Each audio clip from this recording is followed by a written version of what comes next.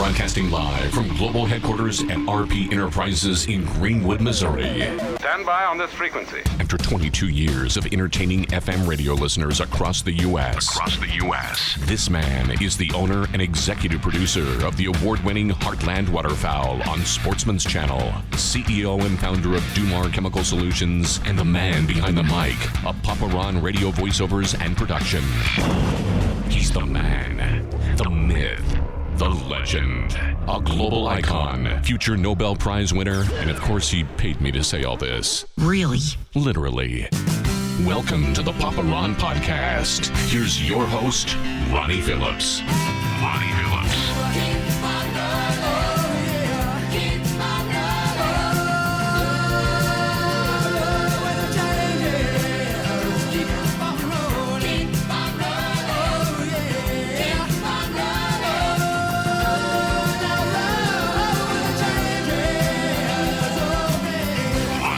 Welcome to episode 31. We're excited to be back bringing you another episode of the Papa Ron Podcast. And before we introduce this podcast, or the guest of today's podcast, let's say hello to Brown Piercy Cattle Company, and thanks to them for being a proud sponsor of the Papa Ron Podcast. For years, they've been breeding registered Angus cattle for generations with one thought in mind: quality beef for customers. And their goal is to deliver prime-graded beef directly to customers' homes more affordably than you can purchase them at the store. Better beef conveniently delivered at a lower price than the grocery store, and you can find them online at brownpiercycattle.com. And there's also going to be a special gift pack for all of our guests who come on to the Papa Ron Podcast. And so our guests will be getting some free beef. How about that? Yeah. Okay. All that being said, I'd like to welcome to episode 31. His name is John the Iron Man Cantrell. Yeah. I was thinking while we were listening to that really long Long thing about intro. Ronnie, Oh, I was yeah. like, I wonder if John's going, okay, this is a little much. Yeah, this guy is really self-absorbed. No, I've watched some of your episodes. Have partner. you? It's it goes hard. Thank you. I appreciate it. It goes super hard. Well, we're going to change that intro. In fact, the voiceover has just been done. Jillian is now, she's put in her time and she's worthy of having her name. Myself. She's got her, she's worthy of having her name in the imaging of the podcast. So it's in production stages right now. And so hopefully we'll have the new imaging done relatively soon. So before we get started with why John Cantrell is here, I want to tell the story on how this whole thing kind of came to fruition. A mutual friend of ours, Corey Rupp, who's been a friend of mine for, gosh, I don't know, going back to when I was maybe 20, 21 years old. And we were buddies at K-State, and we've just been brothers through the years. And he had called me while I was gone on a Heartland Waterfowl trip and said, hey, I've come across these tickets, or I've got these tickets to this big boxing match. It's going to be happening at I keep wanting to call it the Expo Center, but it's actually the Stormont Vale Center. Event Center. Event Center, okay. And he's like, yeah, it's going to be on Showtime, and it's going to be cool. And one of my buddies is going to be boxing in it. And he's like the Kansas heavyweight champion. And he's going to be fighting the Missouri heavyweight champion. I'm like, this is really cool. And Wow. there are floor seats, so we're going to be sitting up right next to the ring. I'm like, never really been to one of these things before, but I'm a sports geek. I'm down. Let's go. So then I show up, and I'm sitting there, and we're watching the fights before yours. And he's telling me about this guy, John, who I guess you guys train in the same gym. We do. And he's kind of telling me your story. And I'm like, this is fascinating. This guy's really got an interesting story. And he's like, yeah, you should have him on the podcast. You're I'm like, perfect. This is perfect. this Okay. producer Corey over here, right? Yeah. And then like 5 minutes later, I'm going back to the back to get a cocktail. And I run into a friend of mine from my hometown. Okay. Which her name is Tiffany Wuschlager McManus. And she's telling me, so then I run into her husband, Matt, and we start talking, and they're telling me about their friend Rachel, Okay. who invited them to the match. Okay. She's got an incredible story. She knows John, and they're like best friends, really close friends, right? Auntie Rachel. Yeah. And then they say, you should have her on your podcast. And I'm like, this trip is a write-off. Nailed it. I can write off drinks for everybody. Anyway, so that's the long, quick Cliff Notes version of how we got here today. But why don't you go ahead and hold up the belts, because you were the Kansas champion, heavyweight champion. And then after the fight that I got to see you you got the Missouri heavyweight championship. How about that? Pretty cool. Wow. Yeah. So there's so much to your story. I don't know where to start. In boxing is obviously a big part of what you're doing now, and you're training for another fight that's coming up. Did you say you're going to start training in April, or the fight's in April? Possibly fight in April. Okay. All right. And is that another contender or another opportunity to win another belt, or is it? No idea yet. Oh, you don't even know who you're fighting. Okay. How does that work? So the promoter will decide that they're going to put on a show, and they'll have several fighters in mind. Okay. And they'll see who they can reach out to that are going to be, what are going to be good matches, who they want on their show to sell, who's going to sell tickets, stuff like that. And then they'll reach out and start lining up a card. Okay. All right. Well, we're going to get into the boxing stuff here in a little bit, but let's start from the very beginning because, again, I think your story is so fascinating. Let's go back to, I guess, your childhood. You were a high school athlete. Right. And really good in football. Talk about the foundation of, how you were raised, because that's kind of how you led into explaining it to me when we first talked on the phone, and we'll go from there. So I had transferred from Linden to Burlington because they had really good sports programs. And my dad worked at Wolf Creek Nuclear Operating Corporation. He was one of the big finance guys out there. Okay. And I had changed my circle. So at the school that I'd gone to previously, like I just didn't fit in well, right? I did poorly in school. I feel like I wasn't being taught the right way, or I can't say that because it may have been, and I just wasn't paying attention or anything else, but it wasn't connecting with me, right? You really want to connect with your teachers.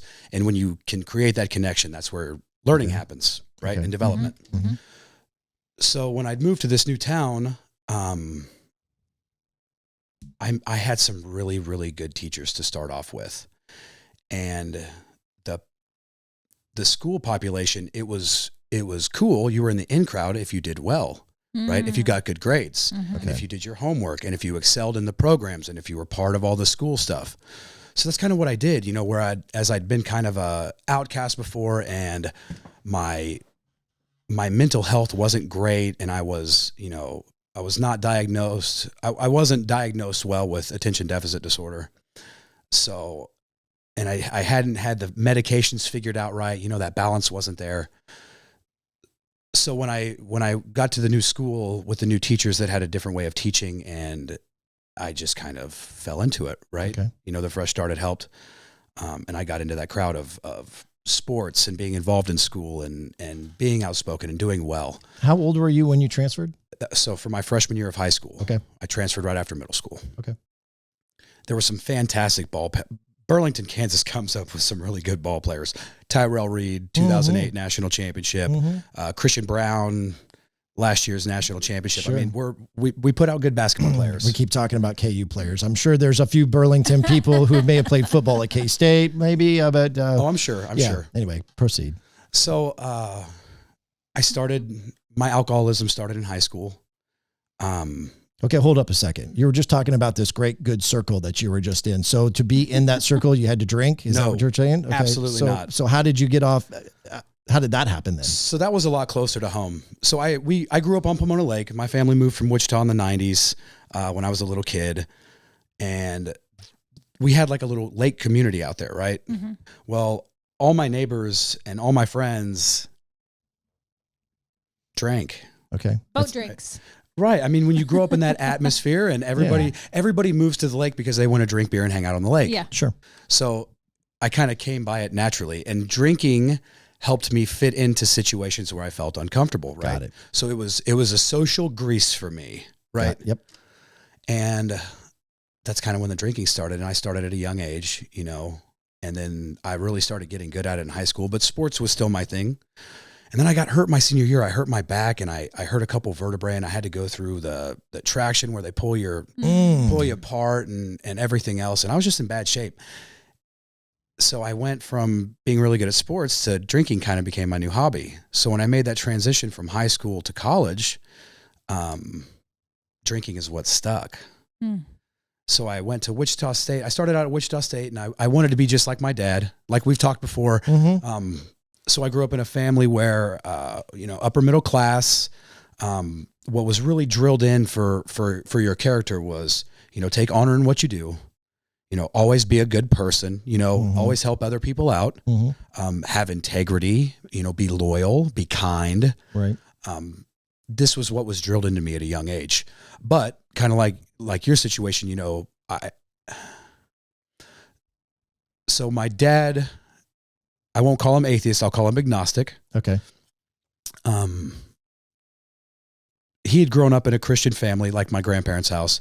And at some point in time, he had kind of fallen away from that. Right.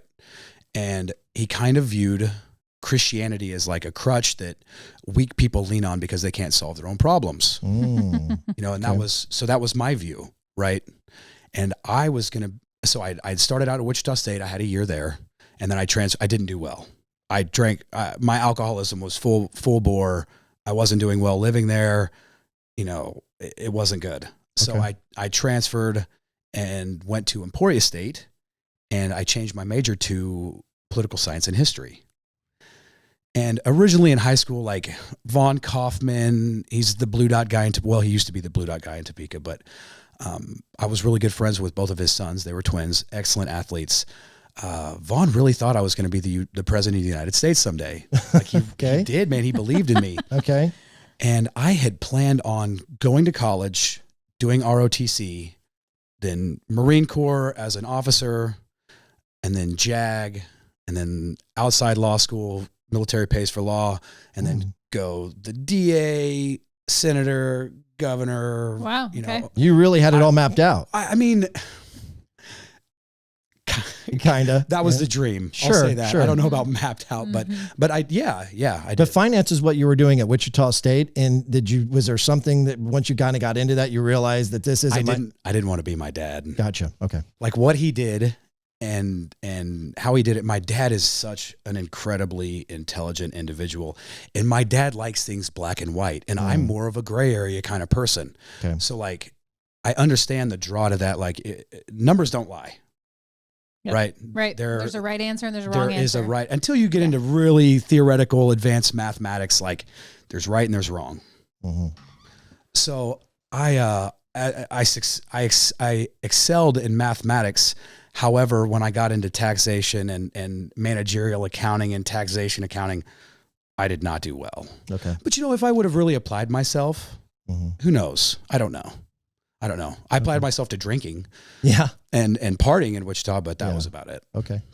So I make my transfer over to Emporia State, and I get into this, and I'd gotten a DUI at Wichita State. Oh, okay. I got my first DUI on my within a week of my 21st birthday at Wichita State, and that killed the dream.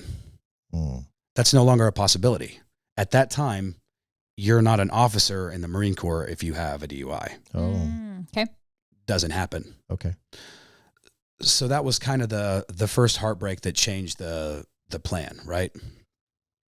So fast forward, I get into Emporia State, and I'm taking the classes that I like and subjects that I like, and I start excelling. I mean, I make the dean's list. I'm doing really well. My GPA is going up. I'm making up for all the classes that I failed at Wichita. Everything's going really well. So while the drinking got better, it didn't go away. When you say got better, meaning you weren't doing it as regularly? Correct. Okay. Correct. I didn't know if that meant your tolerance had gotten better and you could be more productive. Right. Anyway, go ahead. I'm kind of joking. No, you're good. I went back to being a weekend warrior instead of having a reason to drink on every night of the week. Okay. And it was mostly with my home crowd. Like my crowd at Emporia State I was kind of back into the scholastic academic group. Yep. And I would just party with my friends at home. So it was kind of back to a similar situation as high school. And I was also living at home. So myself and my fiance at the time had moved back and were living with my parents, my high school sweetheart. So I get toward the end of my schooling at Emporia State, and I'm getting ready to graduate, and I do my student teaching or my student planning at Lowther Intermediary School in Emporia. Okay. And I'm going to be a high school history teacher, and I'm going to teach kids real history. You know, all the stuff they don't tell you about in the history books, you know, what really happened, you know, you follow the drugs, you follow the money, you find out why things happen, right? You know, Iran-Contra, what happened in Nam, you know, other places.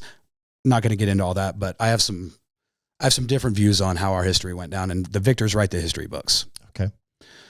But the main thing is I'm going to teach kids that religion in itself is a created imaginary thing to enslave the masses, right? And it keeps people under some form of social control. And I'm going to teach them that there is no God. Okay. Right. So that's the Wow. That's the plan. What a plan. So I don't like teaching. I don't do well. I mean, I did well. I did well, like with the planning and the lesson plans and with the kids, but like having to deal with parents in a low socioeconomic status where teachers' hands are tied when they see things that they don't like coming from home. Yeah. You can only do as much as the school or the school board. And I'm not a teacher, so I'm not going to comment on it, but your hands are tied to a degree. And I wasn't okay with that. And I thought, you know, well, maybe I'm just going to finish school. I'm going to get my degree, and then I'll figure out what I want to do after that, probably law school. So I moved to Lawrence, and I start working at a loan agency. So you graduated from Emporia State? Okay. Yeah, my degree is from Emporia State. Okay. And I'm working at a loan agency. And while I was in college, I'd started playing a lot of pool. And I got, you know, I was really into it, and I was really good at it. And it kind of runs in my blood. You know, my Uncle Herb was a 3-time All-American pool player. Okay. And my grandpa was a hustling machine in everything in life. And he's, you know, I'm very similar to my grandpa Daw, but at least we have some of the same vices. Okay. So I'm working at this agency, and I can't stand it. And, you know, my fiance is done, and she's doing her student teaching in Lawrence or something. She's working for one of the schools.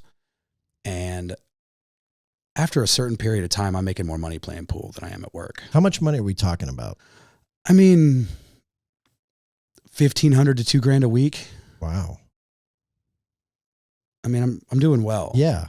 So how does, but I mean, obviously you're hustling, right? Like you're gambling on your skill set of playing pool, and people are coming into, is that how this works? Because people are coming in, they're like, okay, I want to play you. And you say, all right, if you want to play me, it's $100 or whatever. Like, how does that work? Yeah, to a degree, but mostly what you're doing is you're traveling to different guys that you know are big gamblers, and then you argue over handicap. Oh. And I'm an unknown. Nobody knows who I am. You know, I'm walking into these places, I'm asking for the world in handicap, and they're giving it to me. And then you're winning. On occasion. I mean, win and lose, but I won a lot more than I lost. Okay. Well, at this point in time. Right. So the being in the bars all the time. I mean, I was at the bar every night. I went to the bar and shot every night. Like, I had the keys to every table in town. Like, I'd go in and I'd drink and I'd shoot. And like, close to the, you know, my home bar, I would always have a game, but it would be for just a little bit of money. You know, it'd be the same guys in there that I'm playing for $20 a game or $20 a race to 3, stuff like that. Okay. But it would, you know, it'd pay for my drinks all night. I'd leave with a couple $100 and it's a good day. Okay. So, and the drinking's not what am I trying to say here? Is not hurting your ability to play well? Oh, no, it absolutely does. Okay. However, so I'm playing these guys, and we'd be up there, like the bar would close, everybody'd be gone, and we'd be in there till 4 or 5 o'clock in the morning. Wow. Like playing. Okay. So I'd notice these guys, I would be getting drunker and drunker as the night would go on, and they'd be drinking just as much as me, getting just as drunk as me. They'd go to the bathroom and come back, and they'd be bright-eyed and bushy-tailed, and then they'd start firing balls in. So I had experimented with cocaine and speed and, you know, whatever else prior to this, like, you know, through high school and in college. But I hadn't had the freedom to make my own choices. Like, I always had to go home. So, you know, I didn't want to get in too bad a shape because I never wanted my parents to see me in bad shape. Mm-hmm. So it was, it was a lot more balanced. Okay. Well, I'm living with a friend now. my girlfriend and I are living with a friend, fiance and I are living with a friend, and I don't have anybody to answer to but me. I can do whatever I want. And being at the bars all the time and being around that crowd and, you know, just the way I work, I started getting heavy into drugs because I noticed, you know, I could do it. I could put it down. I could be a weekend warrior to start with. Mm-hmm. And I'd be at work on Monday and I'd be fine. You know, well, it started to progress into, you know, I'm not leaving the bar till 6 o'clock in the morning. I got to be there to open up the store and do the count and get everything ready by, you know, 7:45, 7:30, 8 o'clock. And I'm tired. Like, I'm ready to go to bed. So I start using at work. Right. And I do that for a few months before I'm finally like, I'm making more money playing pool than I am at work. Like, this is a hindrance. So I quit. I leave. And pool becomes my job. So it was shortly after that the drugs started taking over, and I lost a massive amount of money. And how much? A lot. You don't know, or you don't want to say? I don't want to say. It was a lot. Like 5 figures? 5 figures. Yeah. Okay. Yeah. mid-5. Right. So I need to come up with this money because I don't have it. I was playing on lead, and after the first 2 sets that I lost, I didn't have any way to come back. And gambling is, I mean, with my addictive personality, gambling is right there with everything else. Sure. So I needed to make up money fast. I made a couple phone calls, and I had really good connections to people that sold drugs, and that's what I started doing. And I was exceptionally good at it. Right. I've always kind of been a salesman. I've always been charismatic. I got moxie. You know, I'm a fairly likable individual, I guess. And you know a lot of people because it sounds like you spent a lot of time in a lot of different bars where it's easy to network and get to know people, and then they're not necessarily friends, but they're bar acquaintances. And I think we've all at some point in time in our life have had that experience, right? Right. They're your friend when you're at the bar. Otherwise, you don't really know them that well. Correct. But now you have something to offer. Right. I do. I have something to offer everywhere, at every bar that I go to. The bartender knows who wants what. They always do. They know who's doing what they want, what their type is, you know, what their thing is. And once I got to go with the bartenders, it made it really easy. The bartenders would do most of the work. Okay. Which I never really thought about it that way, Ronnie, but you that's exactly what happened. Yeah. So I get to where I'm just doing the drugs and playing the pool, and the drugs completely take over. I mean, it happened fast. Methamphetamine is, I don't know. It's the devil, man. It really is. It really is. And the effect that it had on me and the person it turned me into, you know, and how scared I was all the time and how paranoid I was and the damage that I, you know, did to my family and my friends. And I just wasn't around. Like I didn't want anybody to see me that way. You know, I had this chip on my shoulder still from growing up in the family that I did and doing well in sports and having all these friends and, you know, having these accomplishments. And, you know, I didn't want anybody to see me in the shape that I was. Like I'd lost 60, 70 pounds on meth. I was skin and bones. I was a wreck. Meth. Wow. Yeah. I was a wreck. When it wasn't just meth, you know, I was still drinking, and anytime anything was around, I'd use it. You know, coke, opiates, anything. It didn't matter. Anything that would put me in a different frame of mind. So, Ronnie, something you got to realize, man, is since I was a little kid, I knew I was missing something, right? And I think we all kind of have this hole in us. We do. We have this hole in us, and we try to fill it with things. You know, a lot of people try to fill it with money. A lot of people try to fill it with food or gambling or you know, whatever makes us feel good. Right. Sex, relationships, whatever it is.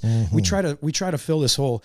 And Ronnie, I just had this insatiable hunger to try to feel whole because I didn't feel complete and I never fit in anywhere. Right. I'm a chameleon. I can change my colors based on my surroundings. So I'm never really myself. You know, I never develop an identity that I can say, this is who I am. Okay. So when opportunities would come up for me to damage my character or damage this view that I had of myself or anything else. Like I didn't know who I was, so I didn't have that anchor. You know, I wasn't anchored to anything. I was just floating around aimlessly. Okay. So I get to the point where I'm done. I don't want to do the drugs anymore. I get sober, and I'm coming home after finally being sober for the first time, and the U.S. Marshals are waiting to pick me up. So I had a federal indictment out on me from selling to undercover cops. Well, after it had happened, I left town. Like that was the end of the run for me. Like I didn't know. Where did you go? To Florida. I went to St. Pete Beach, Florida. And it was. Why there?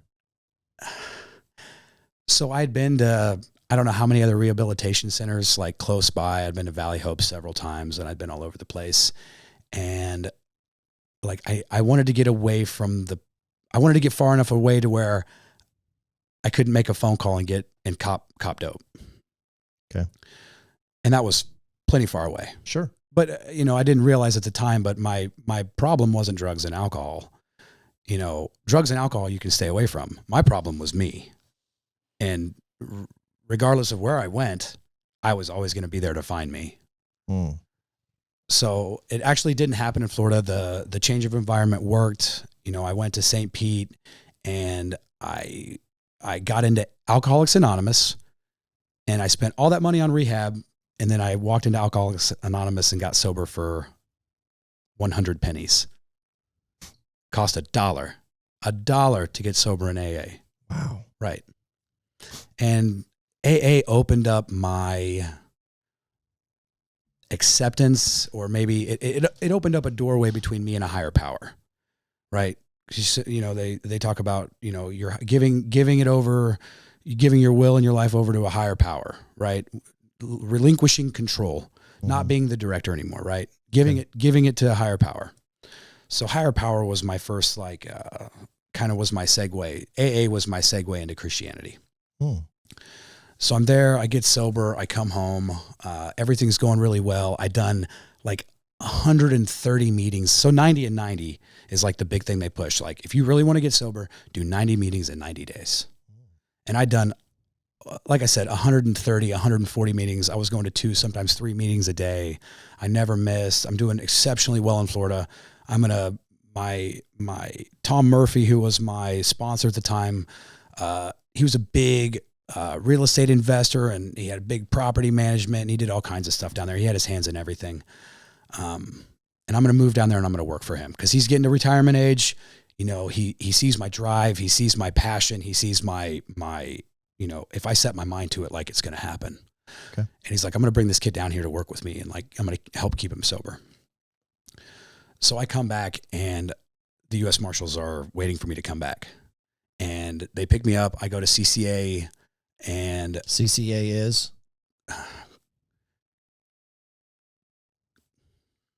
If you don't remember, but what is it? I guess it's a privatized prison system. Okay. Right. Okay. Privatized, which we're not even going to get started on that path. Actually, we might get into some of that later. Okay. I'm not a big fan of treating mental health issues with penal solutions. I don't think putting people in prison for mental health issues is right.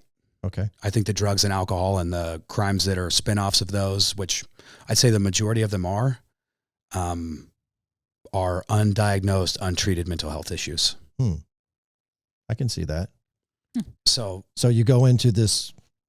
Right. I go into the CCA, which is like the federal holding facility, and I get out on pretrial release, right? Because I've got this outstanding support system with my family, and I'm a college graduate, and you know, I'm kind of an oddity. Like you don't see a lot of college graduates from a nice upper middle class family where, you know, the parents have been married for 25, 30 years. And, you know, I was never beaten. Like I had the best parents in the world. My mom and dad are the best parents in the world. Like they've been by my side through everything. And I mean, hand in hand with me. Okay. Right. And I put them through hell. Like I was killing my parents. Like they're watching their son who you know, they had so much hope in and had such big dreams and big goals just like fall apart. Like I'm killing myself every day. And they're watching this, trying to help me, literally trying anything. But it doesn't matter how much you love someone, like until they make the choice, like I want my life to change. And that's going with depression, anxiety, I mean, anything. Until you make the conscious choice, like I want to be healed. I don't want to be this way. Right. It's never going to happen. Right. So I'm out on pretrial release. Let me ask a real quick question, if I can, about the pretrial release. Did you have any credibility because you had made a decision upon yourself to go to Florida, to go get therapy and go through AA? And I mean, obviously that had to have been taken into account, that prior to them picking you up, you were already putting yourself in a position to be on the mend. Right. Right. I'm sure that it helped. I mean, if you really look back, Ronnie, I had a million miracles happen for everything to work out the way that it did. Yeah, we're going to get into some of those. You know, so I'm out, and I think I'm home for 2 weeks before my subconscious tells me like, hey man, you're getting ready to go to prison and your life is over. And you know, the only thing I ever wanted to be, like really be good at since I mean, as long as I can remember, was I wanted to be a good dad. I did. I wanted to be a good dad, you know, and now you're putting however much time that's on hold for, like, at this point, you don't know how long, right? Right. Or they're probably telling you no, it's probably, I have no idea. you have no idea. Right. Nobody's giving you like well, it's going to be this to this. Right. Cause I have no idea. Oh my gosh. So I'm thinking like, man, if they've got everything I ever did, I am in big trouble. How far did they dig? Right. Who did you talk to? Who did you talk to? Which bartenders did you talk to? Right. No. So, you know what? And you know, I was so upset at the time, but looking back, man, those guys saved my life. They really did. Yeah. You know, it's 2020 hindsight, but they did. They saved my life. So where are we at now, you know, year wise? Like, so 2012. Okay, so how many years? So we started with Wichita State. A year later, you go to Emporia State. What year are we looking at? Right. So I graduated in May of 12, and this would have been mid. So right now we're in 2013. We're in mid 2013. Okay, so a year after graduation, Basically. when the U.S. Marshals are taking you in. Yeah, basically it was about a year and a half. Yeah. Okay. So I start using again, and. Now, was that because that you said my life was screw over? It? Yeah. You said screw it. I want to go find a party, or you already down on your luck and an old friend who did use brought you in. Yeah. It was. Sorry, Jules. I'd get lonely and I'd want to go see my old girlfriends that I left because of the dope. Mm-hmm. Okay. And I knew that as long as I was around them, I was going to use it. But when I left, you know, there was a drive to, you know, I wanted to see how they were doing, because it's, Ronnie, like, it's such a dark world, man. And people are really hurt. And, you know, you're seeing, you know, people that have, you know, generally what I saw with the people that I was around is there was something that happened, you know, and I never had that. I can't look back in my past and say, that's why I became addicted to drugs. It doesn't exist. I have no excuse. Right. Mm-hmm. You know, it's the culmination of that story, you know, the whole, and never really feeling like I fit in and not knowing who I was. It's a lot of different things, but the majority of the people that I was around, like, there was a reason why they were using meth. There was a reason why they were using opiates. There was a reason why they were drinking. Well, sure. And so this is your fiance's no more. No, we had gotten into a hot mess in Raytown, and it was not good. And In Raytown, of all places, Raytown, Missouri? Raytown, Missouri. Okay, but you're living in Lawrence. Buddy, I was all over the place. Was she a user? That puts you in a compromising position to answer that, huh? She was nothing like me. I'll say that. Okay. She was a good girl. Okay. So, I basically. Does she know of your use? Oh yeah, yeah, she knew, but So not to the degree that it was. Okay, so let me ask this then. What's the word I'm looking for? The person who, there's a word for it, where they help that person. Enabler. Enabler. That's exactly the word I'm looking for. Did she enable you? So she enjoyed playing pool, and she enjoyed like Okay. that life, and she Okay. liked that I was I'm kind of a cool guy, right? You are a You cool know, dude. I I'm think kind you're a of cool dude. Well, I wasn't then. Okay. I wasn't then. I do. What But was you it were you said? winning. I'm okay. Yeah. I'm just okay. Before we started okay. hitting record, Before you- I looked in the camera and I said, Jillian, you look fantastic today. And I said, John, you look okay. That's the joke. So everybody knows. But you're a cool dude, man. I like you. but I'm glad. I see what you're saying. Like, she likes playing pool. You're good at pool. You're winning money, which Right. is good for her too. Right. Well, and we started dating my sophomore, junior year in high school. Like, we've been together forever. You had a big history. Right. We've been together for a long time. So, like, she was committed, and it got to the point where, like I said, things got hot, and I knew where my life was going. Like, I didn't know what was going to happen, but like, I had somehow at some point in time made the decision, like, this is who I am, right? Like, this is my life. I'm doing this. And dude, I'm a 120 mile an hour person, whether it's in the right direction or the wrong direction. Like, I'm going. I can relate to that in some ways. Yes. Right. You know? So at what point then, I guess getting back to Jill's question then, as we're trying to kind of figure out before you're going to the pen, that does, I guess what I wanted to get out of her question is that did the separation from her, because she's your fiance, Yeah, right? that was the last anchor that I had. I'm completely free floating now. Yeah. And did that put you in a tailspin emotionally? Were you absolutely? Yeah, I would imagine it did. And then, so then you get a little bit more reckless. And then at that point, it's like, I surrender. I'm going to Florida. Right. And so that brings us fast forward back to where we're at. She's not one of those people you call on. You're now trying to find women who you had relationships with to fill the loneliness void. Right. And they were users. And so that was where you were filling your hole. Right. Well, and every time I left, I tried to take people with me. You know, I would make the decision that, hey, we need to stop doing this. So this needs to be done. So I would try to take people out with me. And then afterwards I would go back after I'd gotten sober and try to pull people out. And inevitably I would end up getting high again. Did you try to call her the fiance? Oh, several times, man. Several times. She wouldn't have it, no? She rightfully didn't have it. Yeah. So when we split, I basically was like, listen, this is going to get bad. I don't want you to be around this anymore. And she left, and she turned her back on that life, and that was it. Like, that was literally it. And then afterwards, like, her parents were trying to protect her. And like, anytime I tried to call or talk to her, because I had realized that, like, I just lost somebody that I really, you know, and, yeah, man, no, she started a new life. Okay. Thank goodness, because I was a hot mess and I was leading us nowhere fast. So you're going back, you're using again, you're reconnecting with, old flames, for lack of better ways. Was there an addiction to sex there, if you don't mind me asking? Yeah, I mean, was absolutely, that okay? man. And the drugs and the drug addiction and the sex addiction go hand in hand. I mean, it's all, man, once you're in that world of like, we live in a fallen world, but there's layers to it. Like, this is really fallen. Like, these are people with really hurt souls, like myself, trying to find love, or you know, and at some point in time, I think you kind of get addicted to, like, the sadness of everything. Right? I don't know.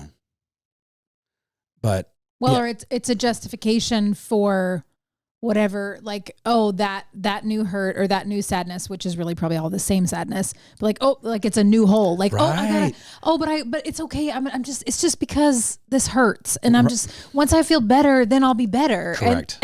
And then it's like this, right? No, it is. It's it. Yeah. That's it. If I can explain my life from puberty to my early 20s, it's an absolute roller coaster. Yeah. Which things haven't really changed a whole lot. It's just the bumps the hills and valleys are a lot smaller. When you start using again, do you get in trouble again before you actually become incarcerated?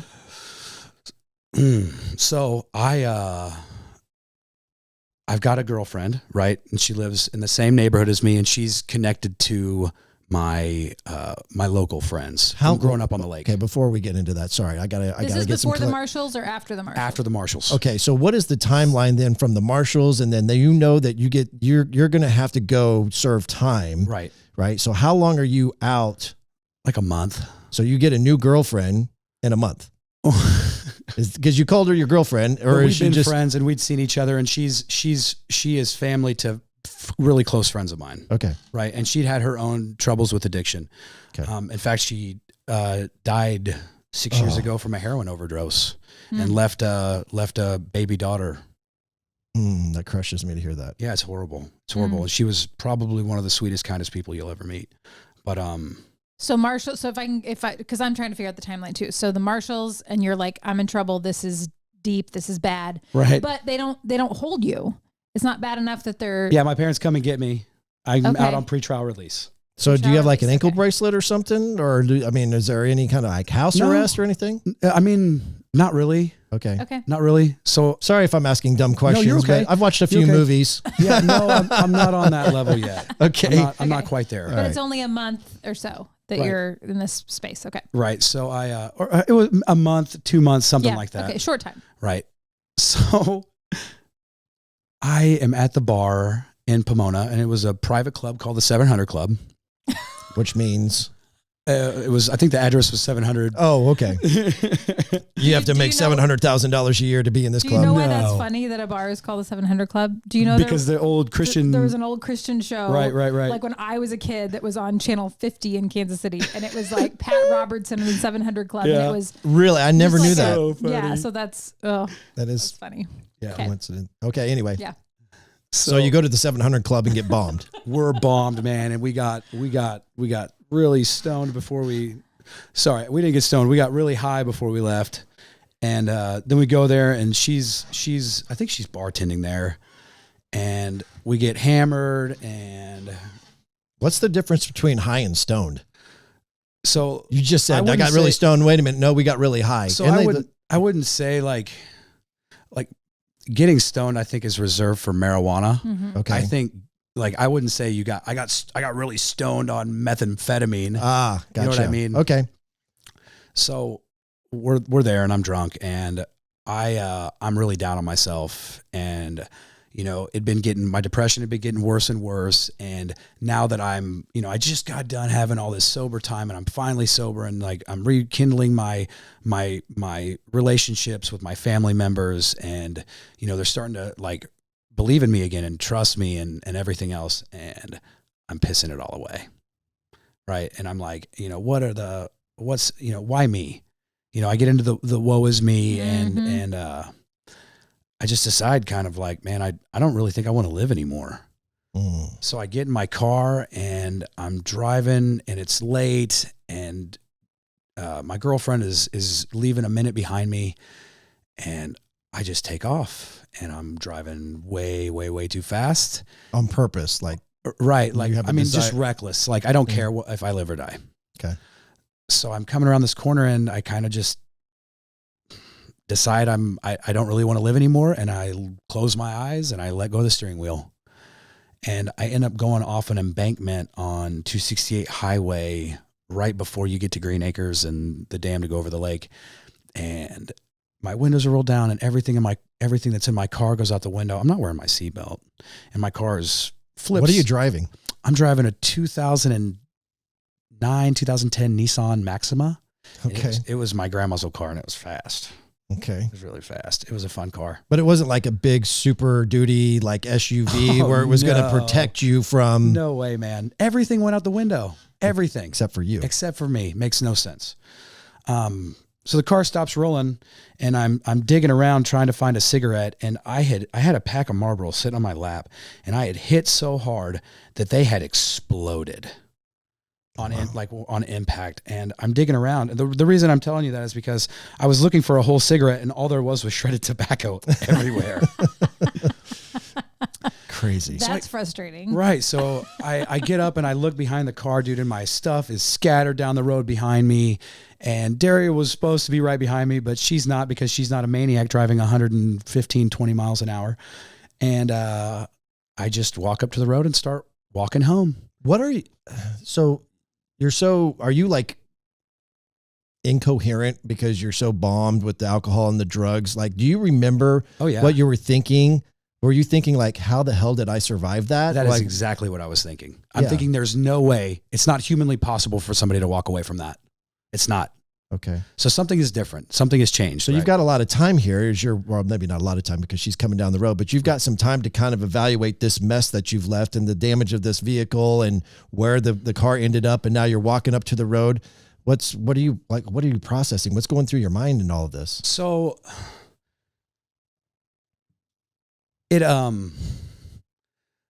so I'm a digester, right? Like I sometimes with stuff like that, like it takes me time to digest and like inform my thoughts. Yeah. My wife gets mad at me because she thinks I'm mad at her when I'm really just trying to digest like our conversation, because, you know, I think with important things, it's worth taking your time before you talk.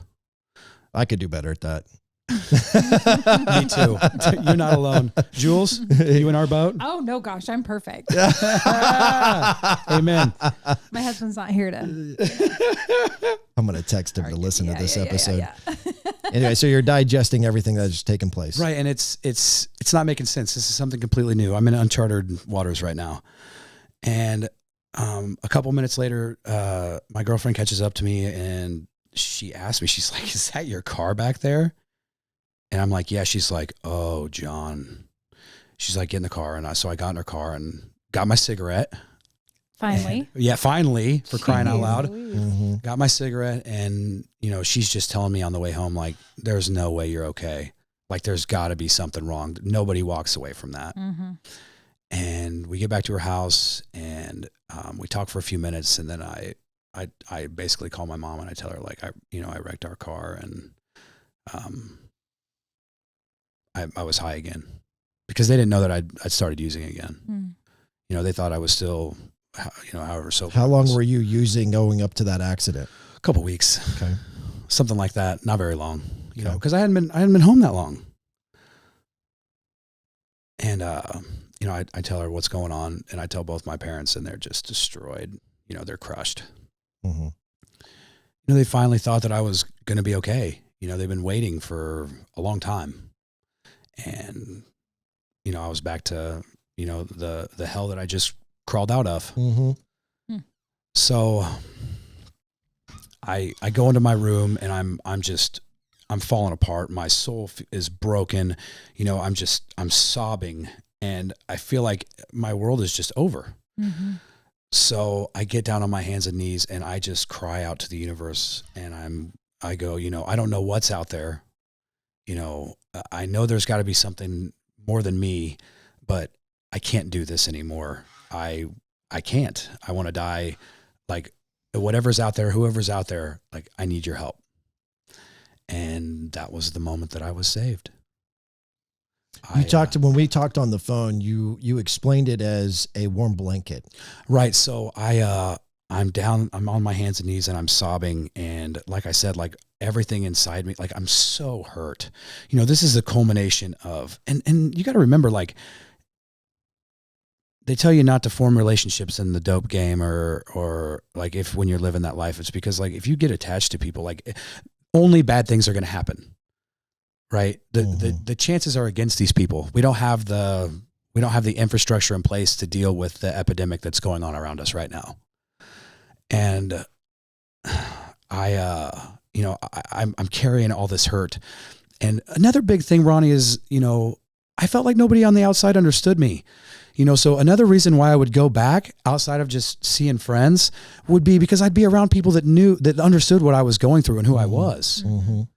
So it was hard, you know, seeing all that I'd gone through and all that my friends had gone through, and all the mistakes I'd made, and I'd lost this, you know, great girl, and all my opportunities that I had. And I wanted help. I couldn't do it myself. I'd finally run into that, you know, like, you're not moving past this point. Like, this is it. And I cried out for help, and I'm down on my hands and knees, and I'm just sobbing, and I feel this warm blanket get wrapped around me, and I feel like my hairs stand up, and like, I just feel this sense of just wellness and okay, like, everything's going to be okay. And that's what I hear. You know, I don't hear it audibly, but I can hear it in my soul. Mm-hmm.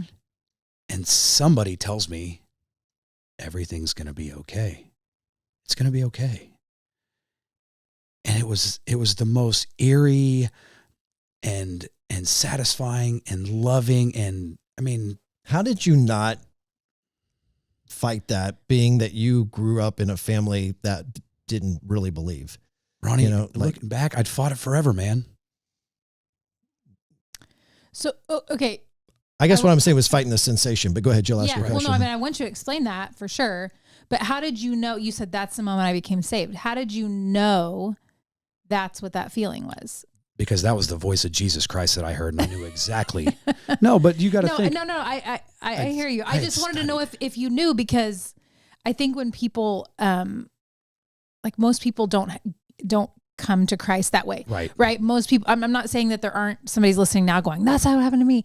But I'm just saying most people have the knowledge and they have somebody pouring into them, or they've been taken to vacation Bible school when they're a kid, or like they can identify because you didn't even cry out to God. Yeah, I had no idea who it was.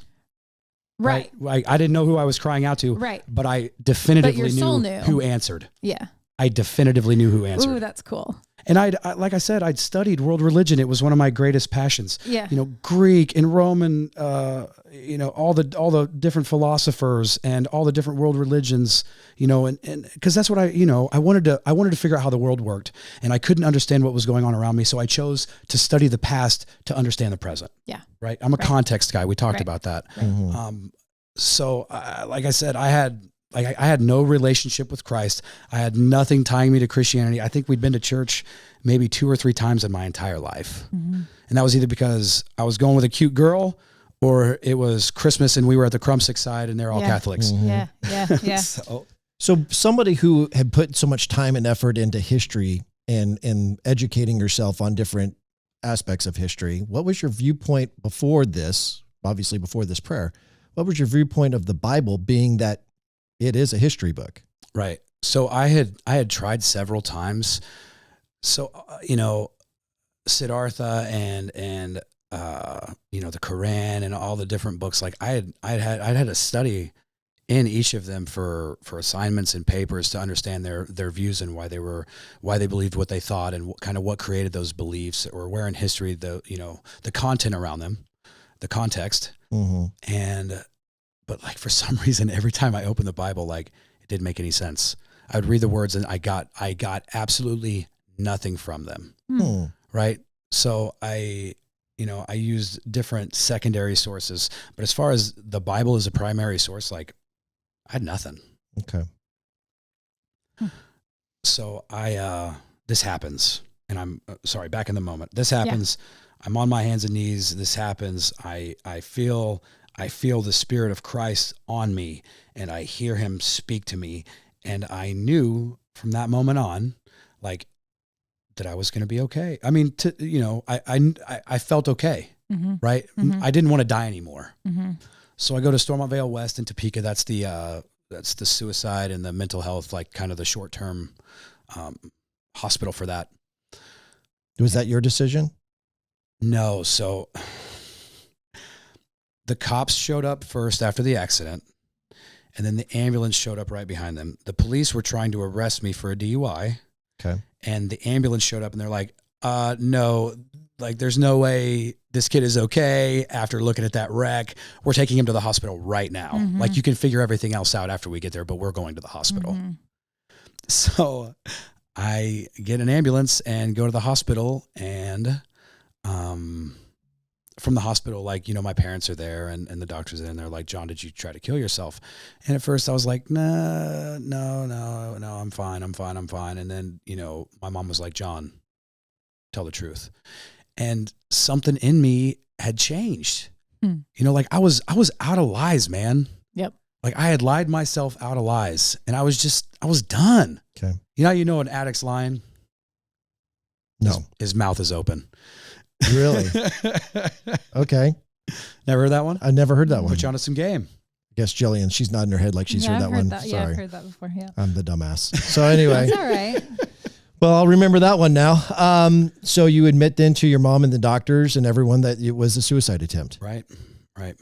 And at that point, then I guess my next question then was, I mean, is it possible that they could write you a DUI even though you're admitted into the hospital? And did they do that? No, I didn't end up getting a DUI.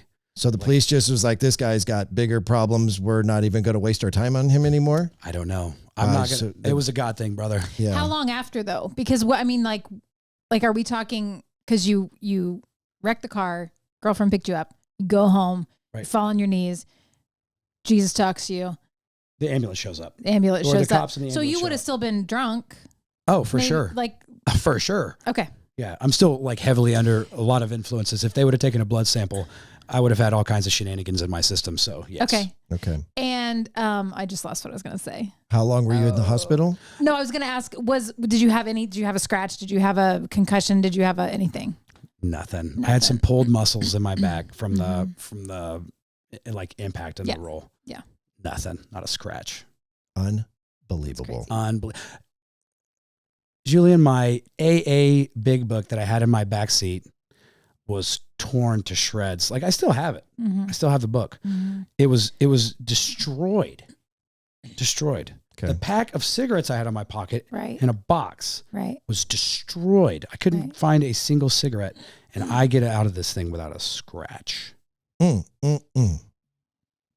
Crazy. How long did you spend in the hospital? So I spent the night at the hospital. Okay. Next day, Stormont Vale West. Which is the suicide place, right? Right. The mental health suicide watch place. And I'm there for 3 days, and the only thing I took with me was my Bible. So you had a Bible. Oh, yeah, everybody's got a Bible in their house. Well, I wouldn't have assumed that. If you said your family was agnostic, Right. that they don't believe, I'm not going to assume that they have a Bible in the house. Right. I mean, so like I said, like my grandfather had been heavily into the church in Wichita before they moved up, and Gotcha. my dad's beliefs had changed sometime while he was in college. Okay. And and I'm sure that on several occasions I'd wanted it. Like I'd looked at what Christians had, and like they were happy and they were always kind to each other. And like, yeah, they make mistakes like everybody else, which at the time I used to try to hang them with, I was like, for oh, sure. you believe in this, and how could you do this? If I believed in this, I would never do that. Right. Hypocrite. Right, That's right. favorite word, right? Yeah. Right. So Ronnie, I don't know why, but I'm sure I'm glad you had a Bible. I mean, I'm not trying to make an argument out of that. I mean, thank goodness you had one there to take with you to the hospital. Right. And praying grandparents, right? Right. That probably So made a big difference. you talked about not being able to understand the Bible and none of it registering or making any sense to you prior to the accident and the prayer that you do after the accident. Right. But now you're being taken to the hospital and you're going to take this Bible with you. Is it just with you? Is it just something that you're holding on to? Or are you actually now trying to pour into it, read it, and is it starting to make sense to you? So the take it with me part was just to have it with me. Okay. But once I got there and things quieted down and I wasn't being poked and prodded, I opened it and all of a sudden it starts making sense. Do you remember where you started? I think it was John. I think it was in the Gospel of John. Good one. Guy's That's got a a good decent one. name. Yeah, Guy's got a right. decent name. Right. He was Is a that why it fisherman, I'm was? a Because of your fisherman. name? John was a big fisher. I'm a fisher. Like I Okay. got somebody I can relate with here. Okay. But it wasn't because of John 3:16. It was, man. So I'd heard that prayer my whole life. Okay. It was always, it's kind of a go-to, which Yeah. I got the ink on it now. Yeah. And Show that for the camera, by the way. Turn that so everybody can see that. There you go. We Which, got by the those way, you and then- should be watching this episode on Spotify or YouTube. Right. Proceed. What's the text in though? This What- is in Hebrew. Okay, that's what I wondered. Right. Yeah. That's the actual scripture from John 3:16 3:16 in in Hebrew. Hebrew. Yes. Okay. Why did you want to get it tattooed in Hebrew? So at some point in time, and this was later down the road, but I had an affinity for like, I wanted to understand like Hebrew and Aramaic and like the original languages that they spoke in, Okay. that Jesus spoke, and it gave a Sermon on the Mount and everything else. But I thought it was kind of cool. Yeah. It didn't have a real specific purpose. Okay. All right. So you're in John and you're reading this and it's starting to make sense. Yeah. And I think, I'm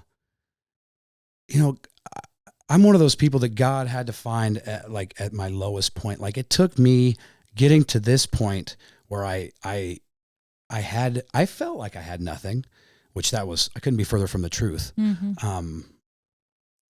but I felt like I had nothing. And, you know, I think that's where God finds us, man, is at our darkest moments, our lowest moments. Because that's when we're open to the idea of letting him in. Right. Mm-hmm. You know, I don't care who you are, at some point in time in your life, like you're going to reach a situation or a moment that you do not have what it takes. You do not have what it takes to handle. Mm-hmm. Right. Mm-hmm. Yeah.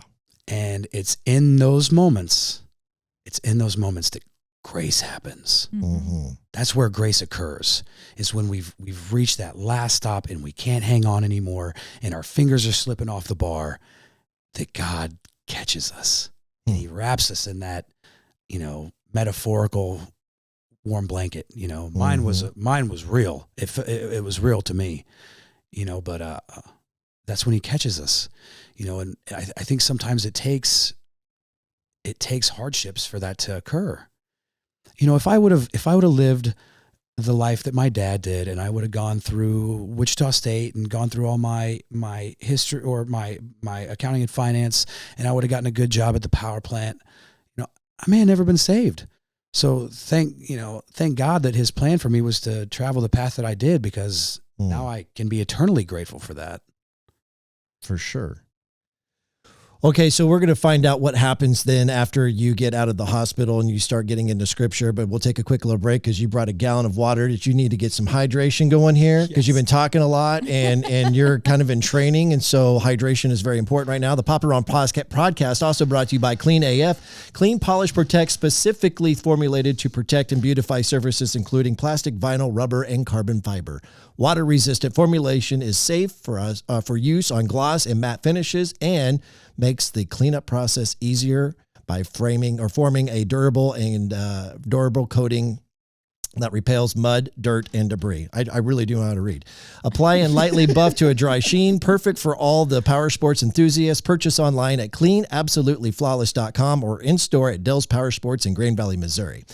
I gave you plenty of time to take a drink, and you didn't even take one there. I thought maybe that was going to give you a little break there after all the talking that you were doing. Well, after all your radio stuff, I thought we were going to go to a radio timeout. Well, yeah. See, the thing is that I didn't want to go back to use any of the old imaging because I got this new imaging that's coming in. So we're in a transition period here to where I'm just going to do these reads live. All right. So you're in the hospital for 3 days. You're saved. Right. And what happens when you get out?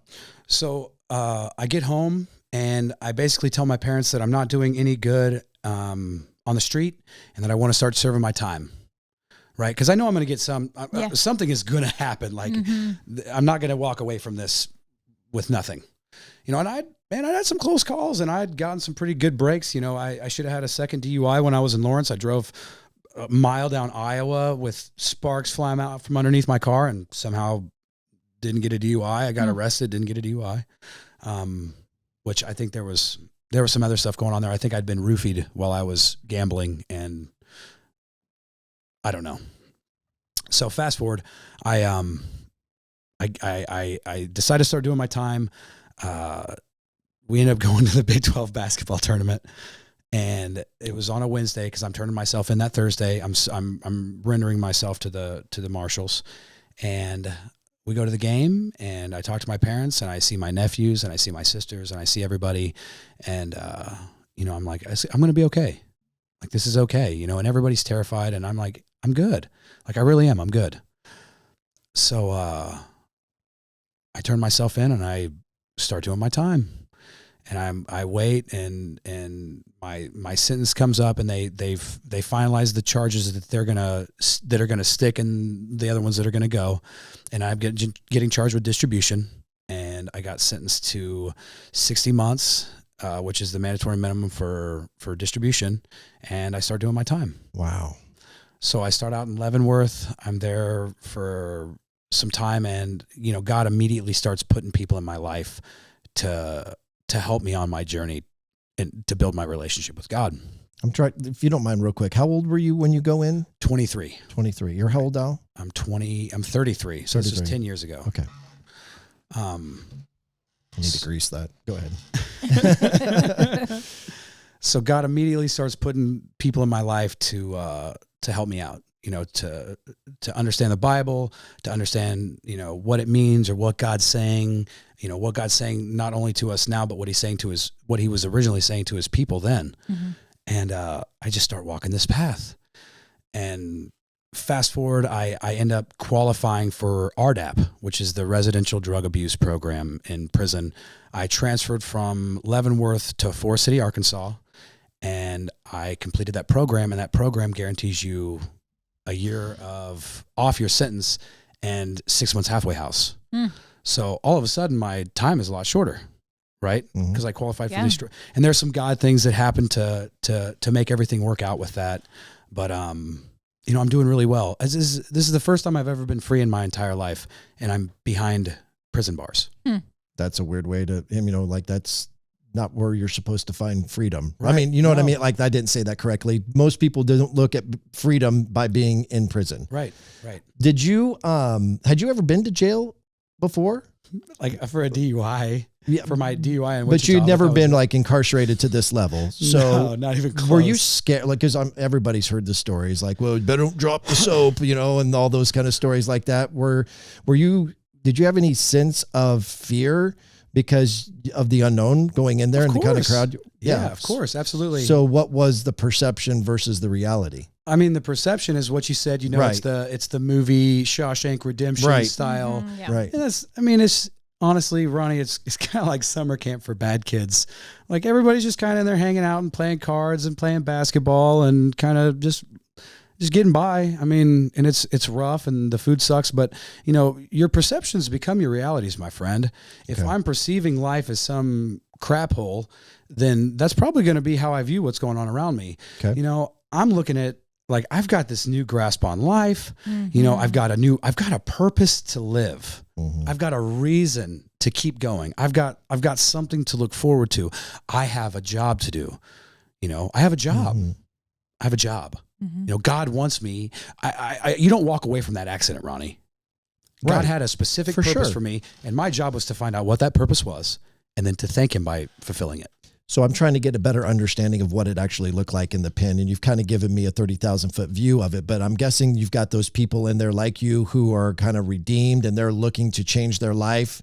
And then you've got the people in there who feel like they're victims and they hate the world. And so you got the rough crowd and you got the good crowd. And I hear stories about sometimes narcotics making it through security and into the penitentiary. So can you kind of give me and Jillian and everybody listening what the actual truth is about being in the pen when it comes to those things I just touched on? Well, sure. So you have a lot of different groups.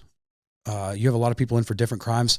The nice thing about the feds is that you don't have the same variety of crimes that you have in the state. Like I'm not in there with rapists and you know, all this other stuff. Like the majority of people that are in the feds are in there for drugs or financial crimes. Okay. You know, so you get your guys like, I don't want to drop any names. You get guys in there with big financial crimes, you know, the guys that had gone to the universities and done really well and then started their own firms and then embezzled, or, you know, the guy that was, I did time with the guy that was the banker for Poker Stars. He was one of my card partners. Well, that's ironic. Would you like to expand on that story? No, that's all right. Michael Vick spent time in Leavenworth, obviously. T.I. was at the same place that I was in Arkansas. Wow. Right. I mean, you got guys that like me that are in there for, you know, a couple grams of dope. And then you got guys like Darren Atkinson that embezzled $1 billion from US Fidelis. I mean, and then you've got, you know, a lot of mixed cultures and a lot of mixed everything else. But the majority of people in there are like, you've really done something. Like you have succeeded at messing up on a grand level to be in the feds. You know, you don't get you get knuckleheads, but you don't get knuckleheads like the state does. It's different. Okay. Right. So is there narcotics that are getting into security or people Absolutely. using in the pen? Yeah, How, for sure. how does that happen? I mean, are the people who Is are it like working the movies? security? Yeah, that's what I want to know. Yeah. I am an ignorant fool when it comes to this. I know nothing other than what I see in a movie. Is it, there's got to be some sort of conspiracy or something where the people who are running security and running the penitentiary are in on something. If they can't not know that there's drugs being used in their penitentiary. There was a 118 person indictment that went out on CCA before I left, like after I'd left. And the majority of them were people that worked there. Whoa.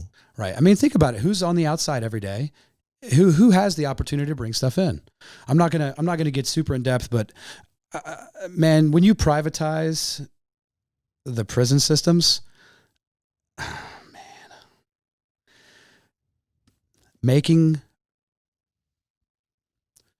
the criminal justice system should not be a for-profit entity, and our prison systems are for-profit. CCA is for-profit. Okay. Well, that just rattled me a little bit. Never really thought of it like that, but I guess that's a rude awakening. You were able to find yourself in a good circle of people that would keep you out of trouble as a former drug user and addict. Well, and I think Ronnie, it's not all black and white, partner. I think a lot of the guys that were in that group, that were in the Christian groups and stuff like that were like me, they'd come from a spotted past. These guys weren't all, they didn't end up there being the lead singer of their church choir. Mm-hmm. So right. And it was a battle, because I fit in with a certain crowd a lot better than I did this crowd. I had a lot more in common, but this crowd had what I wanted. This crowd didn't. And you kind of had two choices. And this is, you want to break down really simply, is you got two choices when you go to prison. You can either level up, find people that are really good at what put you in there and get really good at it and make a lot of really good connections. Okay. Right? Wow. Or you can make the decision that you're going to use that time to change your life. Okay. Right. And now, and there are people that do, Jules, kind of like you said. You go by Jules ever? Today I do. Yeah, no. Jillian. I'm going to retract that. Jillian. Jillian. Yeah.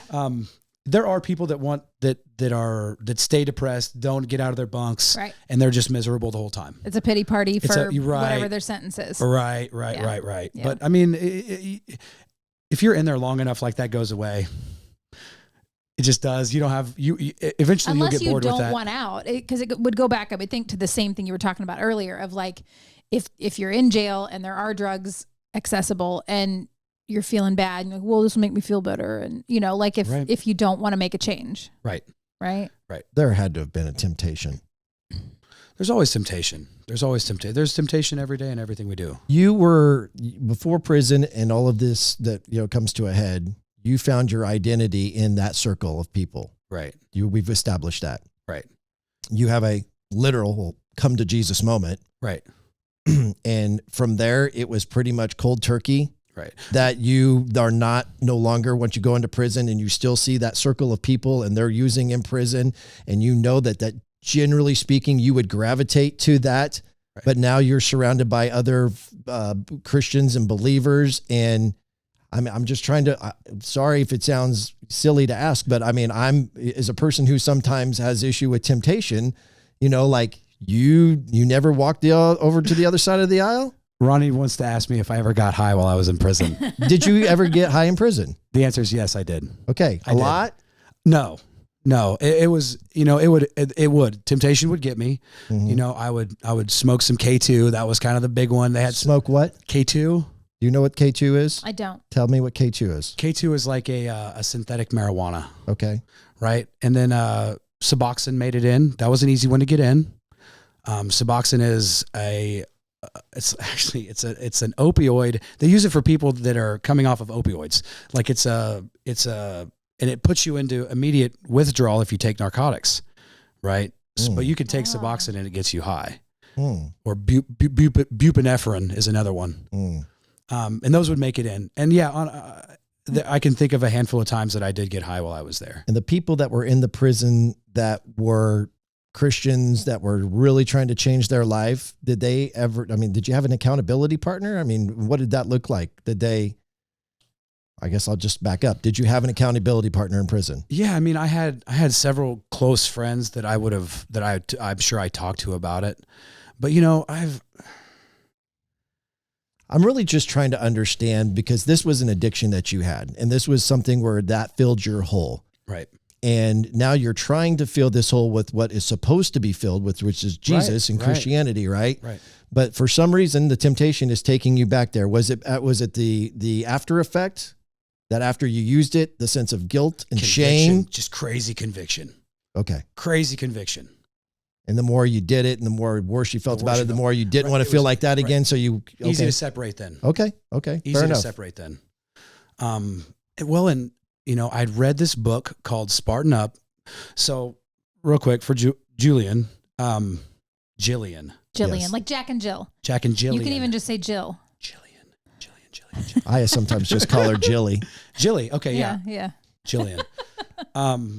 I had, so back to the relationships from earlier in the story. Yeah. I'd gone through a string of really bad relationships, and I was heartbroken and I was in a bad way. And I talk about, I'd talked to Ronnie a little bit about it and told him that, I'd been with all these girls that were like trying to steal my soul and voodoo me and everything else. And kind of while I was talking to him on the phone, I came to this profound realization that I had been with all these girls because they were like me. Mm. And that really, it kind of changed my view of a lot of things. So, I'd been in these relationships with girls that were, untrustworthy, and I thought they were cheating on me. I thought they were lying to me all the time. And I was the cheater and the liar and the fake and everything else, Mm-hmm. So what would I expect? Right. Right. And, I'm probably, a lot of me is I'm pushing my attributes on these people because it makes it easier for me to do what I do. To justify. Right. Yeah, that's for sure. right. And you learned this from reading the book Spartan Up? No, I learned this from our conversation last week. Oh, okay. Well, you were talking about, you started to read a book. Right. So when I got to prison, like I remember praying, like, God, you've freed me in the darkest place. You've given me a light, and you've given me a light to shine in one of the darkest places. Like, if you just put a good woman in my life, I can literally do anything. Like, just put a good woman in my life. So I prayed and I prayed and I prayed the whole time I was down. I'm praying. And so it's a year before I get out, and I'm still in RDAP. I'm successfully completing RDAP, and I'm huge. I'm like 310 pounds. And I'm like, I want to look good when I get out. Because if God's going to put this amazing woman, it's going to be something incredible. She's going to be. And I want to be ready. Was the reason for making that request? There's a lot of things that you could have requested from God. And that was the one thing that you really wanted. I want to know why. And was it because you spoke to earlier in our conversation about being a good dad? You know what? Yeah, I bet that did. Ronnie, I've never thought of it that way, but yeah. Like, because I can remember thinking, like, I would never want to have a child with the person that I'm standing next to. Mm-hmm. Like, that's or sleeping with. Right. Yes. Like, I could not imagine bringing up a kid with how I am now. Like, that's terrifying. Right. Because I want them to have the same kind of childhood that I had, and I want them to have the same kind of parents that I had. Mm-hmm. I want to be the kind of dad that my dad was to me. Mm-hmm. Right. Right. And I was not that guy, and they were not that person. You talked about a couple different things with the issue with being lonely, having the loneliness, and then having the desire to be a good dad. Right. So what I'm trying to establish is, where did the request for wanting a good woman in your life, that prayer, because it sounds like that you did have some, I'm just going to say this, you tell me if I'm wrong, dependency issues? Oh, absolutely. Okay. So like, you didn't feel whole if you didn't have attention from a woman. Right. No, prison was the first time in my life I'd been single since I was a junior in high school. Mm-hmm. I'd always had somebody there, and I needed somebody. I always had to have somebody there, but prison and God changed that. Mm-hmm. Like, cause I knew no matter where I was, what I was doing, how alone I was, I always had God. Okay. God was always there. Gotcha. I gotcha. Okay. But if your life's changing and you get out, you know that you're not going to be alone once you're out. Right. But I was worried, I had irrational worries that, I was going to be too old to have kids. And then by the time I met somebody and put in that, sorry, I don't mean to laugh at that, but probation. I just had 2 kids at the age in mid I'm 47, got 2 kids under the age of 2. Right. It's possible, ladies and gentlemen. Guys, be careful. You don't want to have kids at the age of 47. Anyway, I digress. Go ahead. Sorry, that's why I was laughing. I wasn't laughing at It's you. a long time before you're too old. Basically, is what he's saying. But I'm in my middle late 20s, and I'm thinking like the kind of girl that I want is not going to be super impressed with my background. So like there's going to be a long point. Never thought of that. There's going to be a long probationary period. No pun intended. Yeah. There's going to be a long probationary period while I reprove myself to the world that I'm somebody else. Okay. Because Ronnie, I'm just, I don't know how your viewers and podcasts are with colorful language, but I was a massive piece of shit. I was, dude. You're allowed to say that. I was a huge piece of shit. I hated who I was. Okay. And that's why I changed all the time. That's why I was a chameleon, always changing my colors. If I didn't like it, I'd get around a different crowd and I'd change my colors to match theirs and I'd fit in for a while. And then, I was just a huge piece of shit. Okay. I would lie or cheat or whatever to get what I wanted To win. Right, to win. Or to whatever. There was no standard, there was no character, no ethics. I mean, it had just gone. It had gone. At some point in time, it had gone. Okay. And I think I realized like that nobody can fulfill the traits that I had in mind from my father that had been passed down to me. Like you can't, like, yeah, you can be a loyal person, but you're not always going to be loyal. You can be a trustworthy person can tell a lie. A man of integrity can take a shortcut. Everything had been so black and white, like, and now when I got into drugs, I was experiencing this massive gray area and I'm like, it's impossible. Nobody's perfect. Nobody. And I for sure will never be. And then that kind of opened up that, well, if I can say something to make things easier for me and, I can justify it by saying it's for their better good, even though it's helping me out, it doesn't matter. But I was a huge piece of shit. I know we're going to get to the transition here of asking for that prayer and that prayer being answered. But before we do, this is a question that keeps coming up in my head and I don't want to forget to ask it. So we're going to take a little sidebar and ask it. You grew up in a home where Christianity was not valued. In fact, it was frowned upon, right? Aside from your grandfather. I would say I don't know about frowned upon, but because you said that your dad viewed it as that was a crutch for people who couldn't solve their own problems. Correct. That sounds frowned upon to me. Yeah. Okay. So when you start now having spiritual moment and you become saved and now you're all in on Christianity and wanting to learn more, at some point, do you ever, I feel guilty asking this, but I am really curious, so I guess I'm going to ask it. Yeah. Do you ever have any resentment towards your family because you only know what you know growing up and that it was because of that influence that you didn't have the foundation of Christianity in your house? Did you ever have resentment because of that? I wouldn't say I had. Maybe later down the line after 3 or 4 more life world wars that I had, but not at the time. At the time, I just, and like I said, my parents had always been behind me on everything. Sure. If I would have decided to become a Christian at 16, they would have supported me fully in that. Yeah. Now that doesn't mean that they would have participated.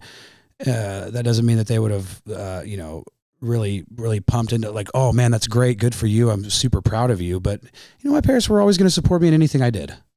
And obviously this question is going to come up, so I'm just going to ask it. Where is your walk? How has it been? How has that influenced them? So we're getting ready to get into the part of the story that's really good, where we're actually going to talk about the star of the show. It was actually my son, I think, that saved my parents. Okay. Well, let's get then to your prayer request of God bringing in a good woman in your life. So, fast forward, I'm exemplary my last year, and I read this book, Spartan Up, and it talks about ultra endurance races and just being gritty and living life uncomfortable. And it changed something in me, man. I'm like, I am such a whiny butt. Like I can do so, like I'm looking at what these guys put their bodies through and like the mental toughness that they have to run the Iditarod on foot, and drink oil to try to get energy. Like, I mean, insane stuff. That's a thing? Not like motor oil, but like, okay. vegetable oil. Okay. Still, but I mean, you're just, yeah. trust me, it doesn't sit well. They had problems. Yeah. But when you're in a situation to where you will literally do anything, like to survive, you'll do it. Okay. Right. Yeah. So I start training and I decide like, I could get out and I'm going to run an Ironman. So I'm running and working out like crazy and I cut all this weight and like, I'm a brick shit house. Right. Mm-hmm. Like how long did it take for you and how much weight did you drop? 110 pounds in a year. Wow. Right. Which I just did a year and a half ago again. Wow. Right. It's brutal. Once again, 120 miles an hour in whatever direction I'm going. Yep. Like I'm a savage. Gotcha. I'm a savage. Okay. So I'm doing great. My parents come, they pick me up in Forest City. It's fall of 2016. So it's been about 3 years. And they pick me up in Forest City. They bring my dog Pumpkin, who's a red Labrador. Okay. She's my girl. Old Punkin of Patiscumped. And Dad brings me all kinds of food and all the stuff that I hadn't got to have for a long time. And, it's just, and to be able to like truly embrace your father and your mother, like to truly embrace them. While I was in Leavenworth and in CCA, man, you're talking on the phone through glass. Yeah. And when you just want to hug your mom, like that's like what it did was it showed me how simple life could be, that I could be happy with nothing, which is something I never had before. Okay. I'd always, at any point in time, so my gambling debt that got me into everything, I could have called my dad and he would have wrote me a check, but my pride was too great. Okay. All the rehabs, everything, like Dad could have just wrote a check. Okay. It was that easy. Right. Right. So I never needed anything ever in life, and that was a big part of keeping me away from God. The man that has everything, what does he need God for? Right. Okay. Or the Makes sense. the man that thinks. Well, I mean, it doesn't make sense, but I see what you're saying. Right. So I learned that I could be happy with nothing. So life got a lot more simple. So I have all this stuff and I've got my dog and I get the opportunity to really just embrace my parents and spend time with them. And we drive back all the way to Mirror, which is the federal halfway house at 25th in California in Topeka, Kansas. And I get out of the car and I shake my future wife's hand. Whoa. And we've been married for almost 6 years, 6 years in September. Okay. Nice. Why? Why? Who was she? Why was she there? Let's talk about the director. So Taylor, previously Hawks, now Cantrell, forever. Spoken with conviction. So I pull up and I see this stunning redhead standing outside. And I'm looking at her like, oh, like, who is this gal? Like, I'm so glad that I showed up when I did. And it turns out that she is in her senior year at Washburn. Okay. And she is doing like drug abuse counseling, like for her internship in her senior year of college. So this exquisitely beautiful young lady does my intake and gets all my information and gets me set up and gets me going. And she works there. So I can remember like a week later. So she thought my dad was super cute because she's into old people. And how old is he? At this time? Yeah, well, at 2016, right? So Dad retired at 55, and so he retired before I went in, and so he's in his 60s. 60. Yeah, he'd have been 60 or something at the time. Okay. And she just wanted to figure out what is old. No, like because I'm about 10 years from it, I guess. Yeah, anyway, go ahead. The older, the better. Like, okay. 60s are cute. Like 80s are unbearably cute. Got it. Right. Got it. Like cute aggression, cute. So they connect. Right. They connect, and which makes you memorable. Right. Exactly. And I knew right off the bat because like I watched the other guys and like how they talked and like they just hit on anything and everybody relentlessly and it got them nowhere. So I'm like, yeah, I'm not going to do that. So I was just, courteous and respectful and kind and, a gentleman. And I never, I was just, who I wanted to be. Prison gave me the opportunity to become the person that I've always wanted to be. And it gave me the time to do it. Right. You know, all my character defects and all my, you know, being just a horrible liar and you know, all my getting angry over certain things and jealousy and pride and regret and all these things that I could let go of. I let go of. You said on the phone when we talked last week that when you saw her, and you were getting ready to go there, but I want to bring it back because I thought it was pretty cool. And you saw her, you were obviously enamored by her physical beauty. Right. And you had told your dad before going in there that I was going to marry her. Yeah. Well, it was about a week after, and my parents were the only parents that came and visited me every week at the halfway house. Okay. And she thought that was, you know, I'm an oddity. You know, I don't fit in with everybody else that I'm around. Mm-hmm. Right. My background, my context is completely different. So like she saw how much my parents loved me, and she saw like the family unity that we had. And, you know, she really respected that and liked it. And like, it was a strange thing because most of these guys were in here and they didn't have anybody to come visit them. Okay. You know, and my parents were bringing up, you know, steaks and ribeyes to drop off for me and the guys so that we could watch the game and grill out at the halfway house. Okay. You know, like that doesn't happen. Okay. You know, they bring groceries up for the whole house and be like, yeah, whatever you guys want. You know, we got all this stuff, you know, enjoy. So we, you know, Taylor is anything but interested in me. Like she likes me and we're friendly to each other, but she does not find me like. She's probably trying to separate professional with, you know, like I would imagine somebody who's in that position. Right. That's not where she's trying to find love. No, absolutely not. Like, this is a smart girl. Like she didn't pray to God to bring her a convict. No. Right? No, absolutely not. Okay. That's a good question. Does she have a relationship with God? No, sir. Okay. She is not a Christian. She had gotten church hurt as a kid, church hurt when she was younger, and she just never really looked back. Like she'd been into youth camp, you know, youth group, and she did the summer camps, and she went to different stuff with her because she loved this pastor. His name's Derek Slack. She really loved this pastor out in Hoxie, Kansas.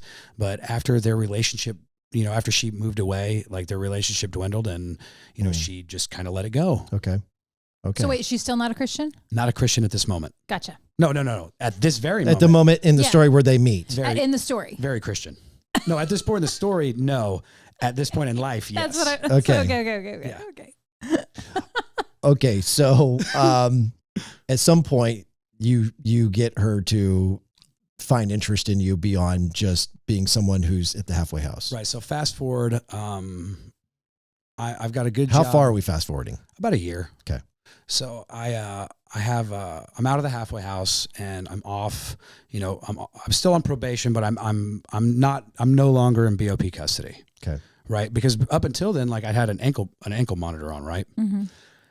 So I invite her to come out to my house, and well, she reaches out to me on Facebook and she says, you know, hey, Cantrell, how you doing? Just wanted to check on you.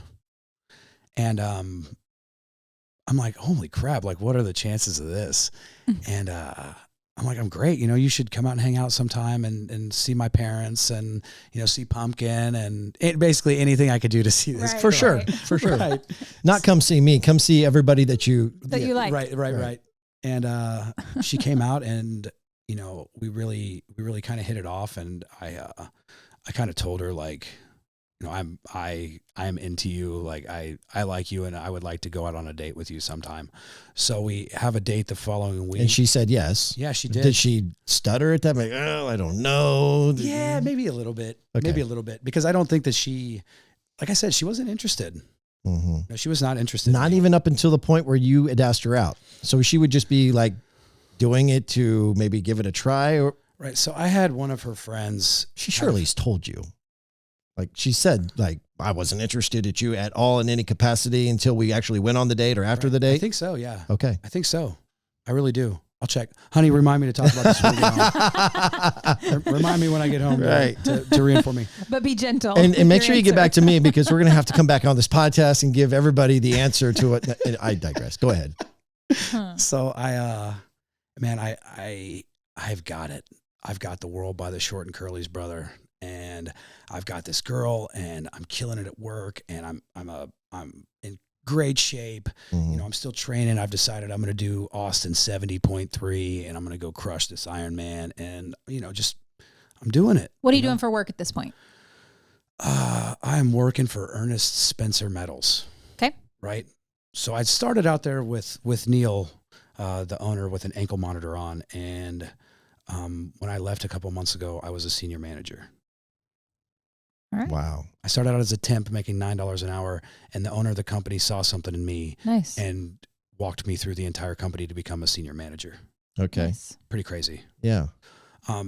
No, so but either way, I've got a good job, and Taylor and I really hit it off, and we immediately move in together. And then, you know, we decide, you know, I proposed to her a couple months after that, and we get married. So from the time you go on a first date, you're engaged 2 months later. Yeah, like maybe 3 or 4 months later. Not Okay. very long. Okay. Wow. Not very long. And then how long did you guys stay engaged before you get married? A few more months. It wasn't very long. It wasn't very long. Wow. Right. I mean, September 30th of 2017, we got married. Okay. Right. So, yeah, Wow. we are hot and heavy, and we are rocking and rolling. And she still drinks. You know, she drinks, and her friends drink, and When you say drinks, like just casual, Right. like, okay. right. Like, I didn't know if she had a problem in the past or I something. think she had. When she was Okay. in high school, I think she did, because she would like drink to black out, and Okay. right. Okay. So, but that's not the case anymore.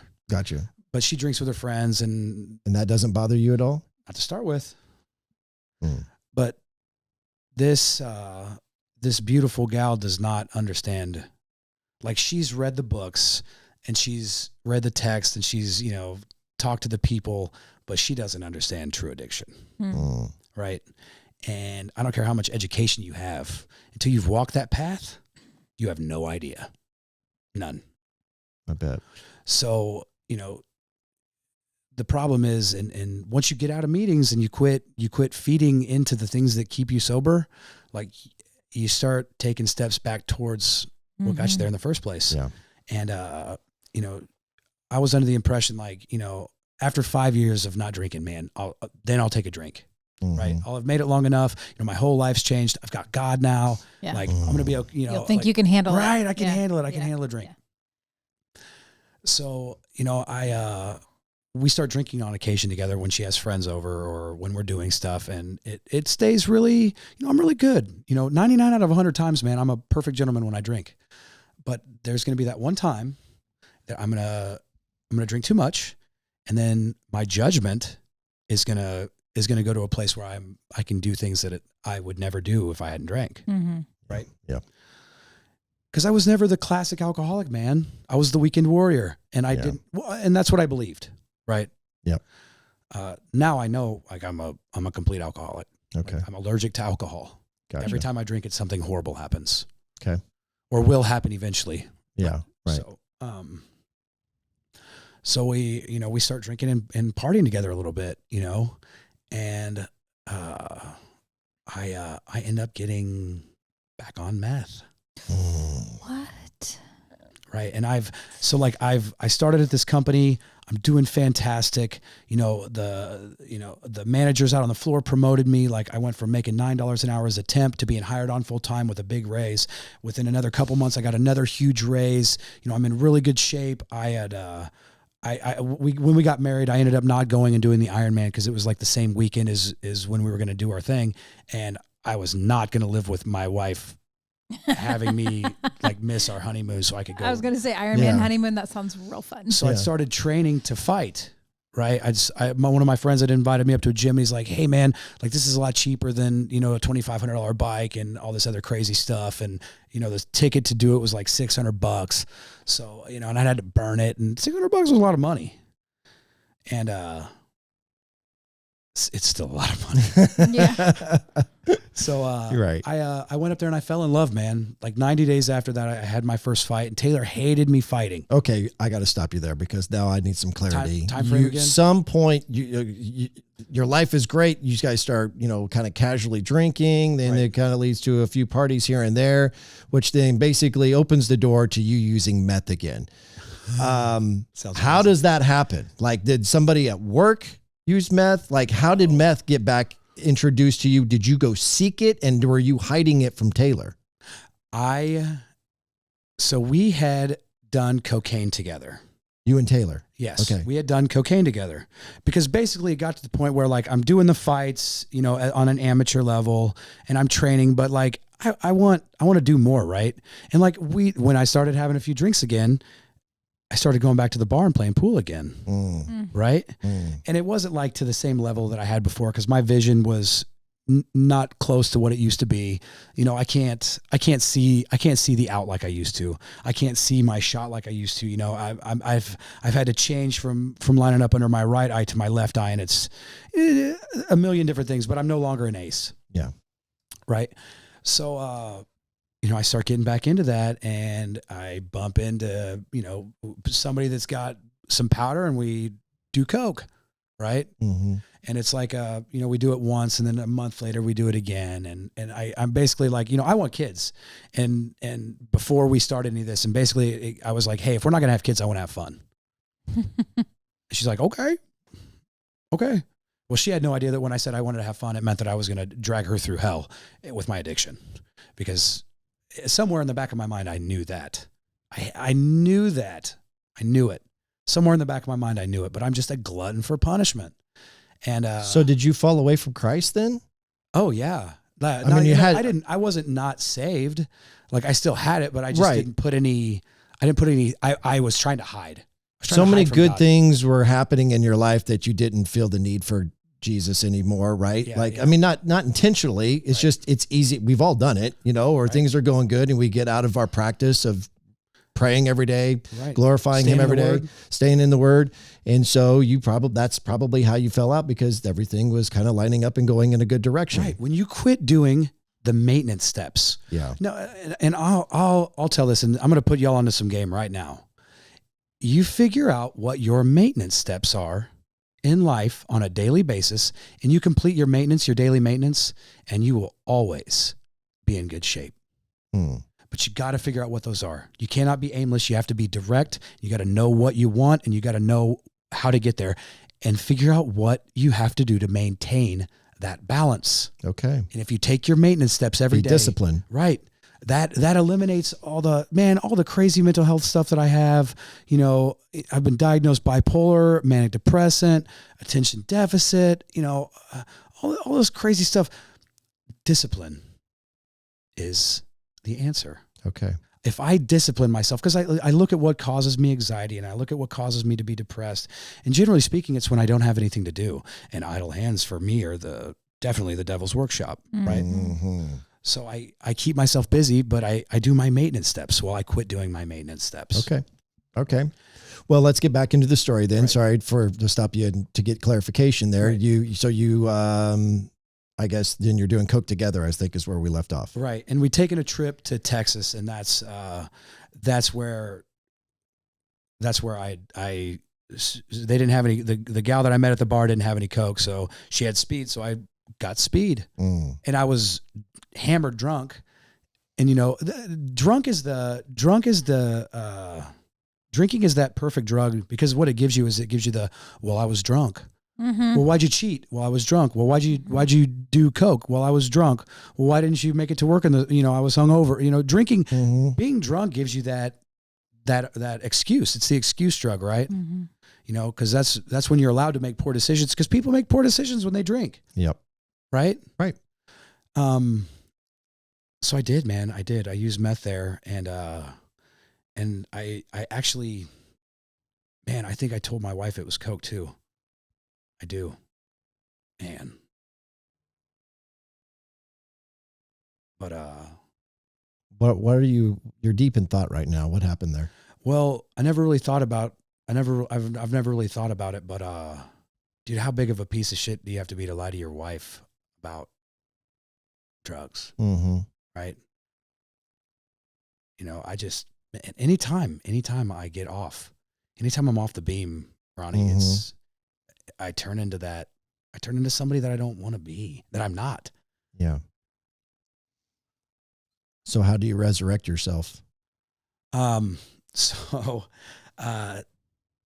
we get home and I am rapidly declining, and I've been promoted. Like, I'm doing exceptionally well at work. A position opened up in the office. I moved up from the floor. You know, they gave me a shot because I had a degree. You know, Neil's dad had struggled with alcoholism. It killed him. So like, Neil knew where I was coming from. He understood.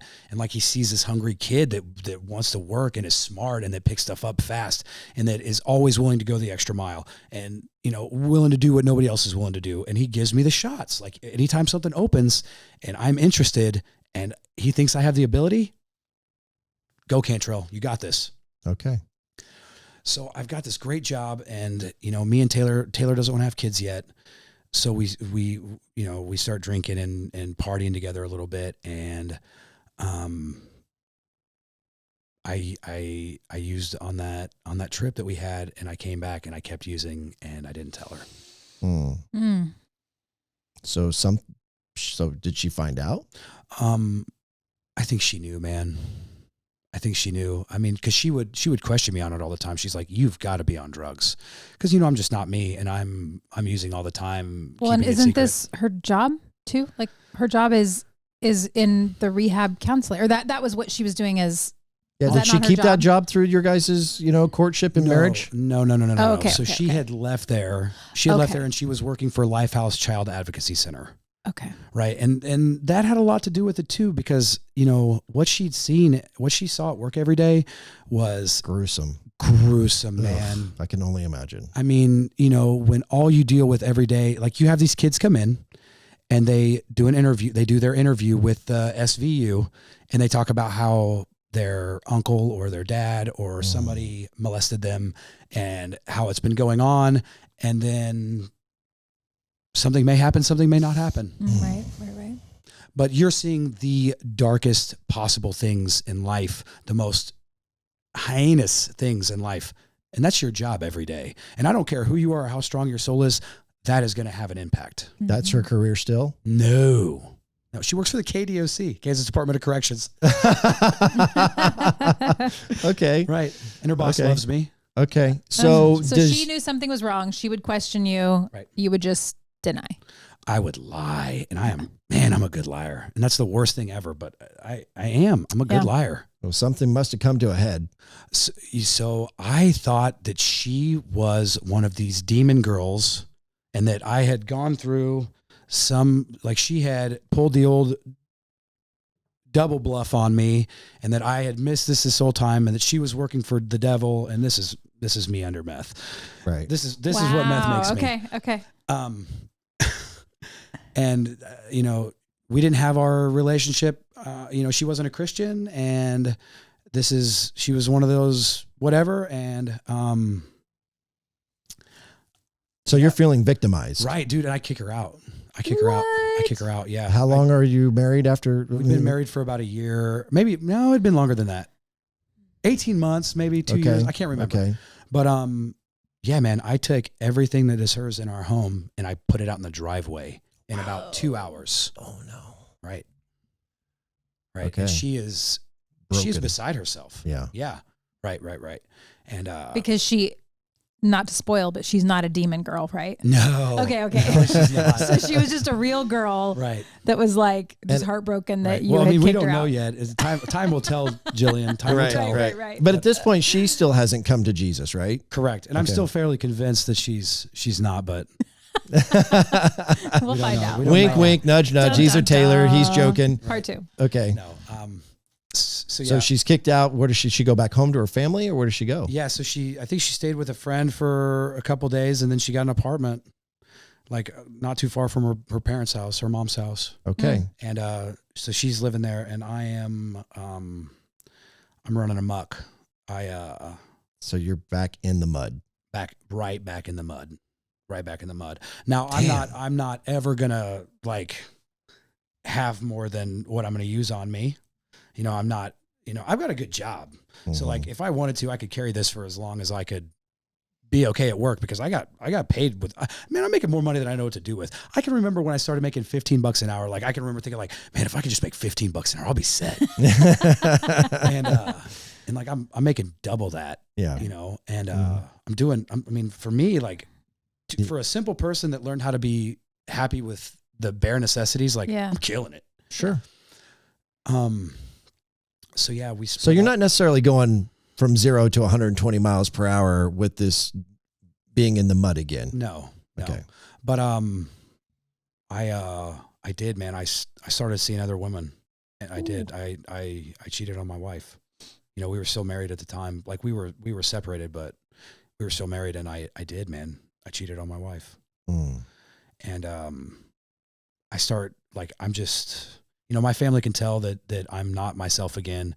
And it comes up that my parents find out that I'd used again, and it was really bad, you know, and I'm like, this isn't going to stick, you know, and everything else. And what eventually ended up bringing me out of it, Taylor calls me one day out of the blue, and she's like, you know, hey, John, like, I know you're not happy, and I know you weren't happy with our marriage, but would you ever want to maybe go to church with me? What? Wow. That had been the worst thing that ever happened to her. And she didn't have anything humanly possible that could help her. So she turned. That was her moment. That was her turn. Did she have a friend or somebody who was able to help her get started in that walk? Or was it kind of like you dropping to the knees and just saying, wrap me in a warm blanket? Taylor, remind me to ask you that tonight when I get home. I need you to help me with my story here. Okay. Next I ask a guest- lot of questions. Next guest here, Taylor. Right. Right. Oh, I bet you she could tell some stories. Bro, Taylor's brutal. This might have to be a part 2 with John's wife, Taylor. Okay. Dude, and Taylor, like, you got to realize, so I knew that God had put, like, and that was what was so wrong, is because, like, I prayed for this woman, God put her in my life. Right. Like, I felt so betrayed. I felt so betrayed by God. Like, you put this woman in my life. You let me walk into this trap. Like, you SOB. Like, I cannot believe this. Like, I waited. I did all this. I've given my life to you. Yeah. And this is how you repay me? Oh, by man. letting this happen? Like, I'm your boy. Come on, Yeah. man. I'm the Yeah. prodigal. Yeah. And I really did, man. It hurt. And so fast forward, she invites me to go to church, and something just clicked inside of me. Like, something changed. You know, it took time to regain, and, like, you know, I came clean about everything that had happened, and we talked about it, and you know, it was hard, and it was hard for her. You know, and Did you guys go to therapy or anything? Like so counseling? we did. We went to Christ First Christian Counseling, but we actually did that before we split. You know, she was going to a Christian counselor with me before she was a Christian, and Okay. but something changed. She invited me to go to church. I decided, like, hey, man, I'm done. I'm done using, and I just stopped, and I got back into training, because, like, the requirements to train for fights are so crazy. Like, you don't have time. And, like, if you use or drink or anything else, like, when you're training for a fight, like, it makes you miserable, and then you don't want to train. Right. Right. I'm not going to go in there and spar and get my ass kicked, like, with these monsters, like, after I'm all hungover. Right. There's no way. In the same way that you can't eat junk and go Right, do the same exactly. thing, you have to take care of yourself. Right. So Yeah. I booked myself a fight with Shannon Woodward, got me on a card in Lawrence. And it was for an MMA fight against this monster. And, you know, Taylor comes to the fight with me, or she's at the fight, and, like, you know, we're talking a lot more, and I'm going over to her apartment and, like, having dinner, and we're friendly again. And, I start talking to her about, you know, what I'd done, while we were separated, and everything that had happened. And, you know, she forgave me. Like, she did. She forgave me. And it wasn't, like, overnight either. You know, it took time, and it took a lot of time to rebuild that trust. But she did, man. She wanted to be, she wanted what we had back, and she knew that it was right, and she knew that I was the one. And, we started. And you had to have been re-energized a bit by her new relationship with the Lord. It changed everything, man. All of a sudden there was no way. You can't be both. It was a paradox, right? She can't be this demon girl and have been saved. It doesn't exist. They can't exist together in the same Correct. sentence. Correct. So I knew I was wrong. I knew that I was wrong. If I say that was the switch happened, really what it was that was a moment I knew I was wrong. When you took accountability and owned your problems. Right. Right. Right. And then I you know, as I started getting wiser, the more days I had away from from using, the more I started to realize, like, John, you're the one who's the liar. There's nobody, and I blamed her. I blamed her for getting back into it. She made it okay. Right. In my mind, when she told me, like, hey, you can have one drink, she had no idea what my addiction looked like. She had no idea that one is too many and 100's never enough. She doesn't know what that means. Right. She never lived that. Yeah. She wasn't really trying to undermine you. No, no. Right. But I took it at the time, I took that personally. Like, you're the reason why I'm using meth. You're the reason why I'm drinking again. And you're thinking God's a greater power. Why would you even put somebody in my life that wouldn't understand me? Right. Wow. But 2020 hindsight, that's how he saved her. Never thought of it like that. Right. You're right. Yeah. Right. Yeah. Because that was her lowest moment. I'd had mine that brought me to him. She had hers that brought her to him. That's incredible. You chose to you were talking about doing the Ironman races. Right. And is that where the John Ironman Cantrell comes from? Okay. Come on, Ironman. I had to make sure. But where the question really gets going is you stopped doing the Ironmans because of the cost of being involved in that. And you were purposely seeking out some sort of physical structure, some sort of physical routine like boxing, because that is what kept you out of having the freedom. And then when having the freedom, your interest in wanting to use substances. Right. Or play pool. Gamble. Either one. Okay. I didn't, if I have to be at the gym between this time and this time, I can't make it to league that night. I'm not going to come and shoot pool and drink beer. Yeah. I don't want to drink beer and then go in and train. So I would book every time I would gain too much weight. And weight had a lot to do with the meth in the first place and why I stayed on it. Every time I'd get sober, I'd put on 50 pounds and how I view myself and my body, I'd be like, man, I'm a slob. Like, cause food would become my addiction right after eating. Well, I'm hopeful that us knowing each other is going to keep us in contact more often. But if for whatever reason we lose contact and I come across you in a year and you've gained 50 pounds, I should be concerned that maybe you're on meth again. Drugs are next, Ronnie. Drugs are next. Don't let it happen. Hold me accountable, Ronnie. Yeah, no, but seriously, because when we're going through, and we've got so much more to cover, and we don't have a lot of time left. But I want to get to this before we get into your son. Right. Boxing is not going to last forever. No. Right. No. Like you're again, how old? 33. 33. Right. So are you scared?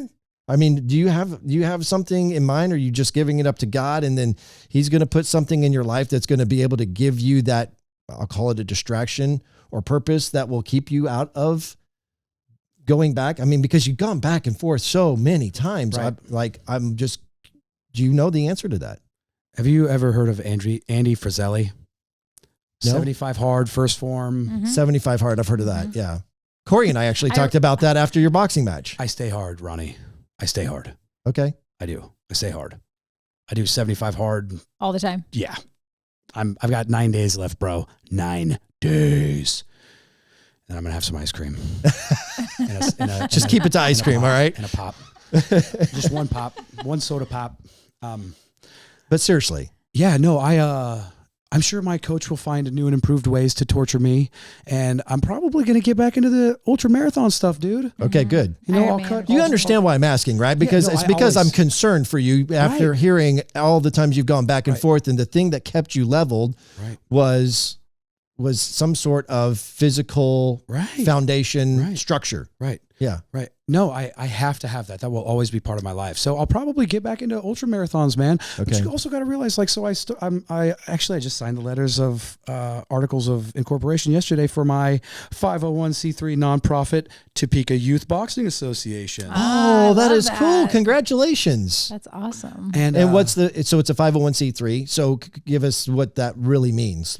Like, I know what a 501c3 means, but I mean what the organization means. Right. So I want kids that are on the street and that can't afford boxing or karate or any, they can't afford the normal things to be able to have an affordable place to where they can learn to direct and focus their energy for something good. Okay. Right. And I have used martial arts as a mental health solution for so long. I want other people to have access to that. So Ronnie, I've always been one of those people, like when I get something good, I want to share it with everybody, Yeah. which makes me a decent evangelist. Or something bad.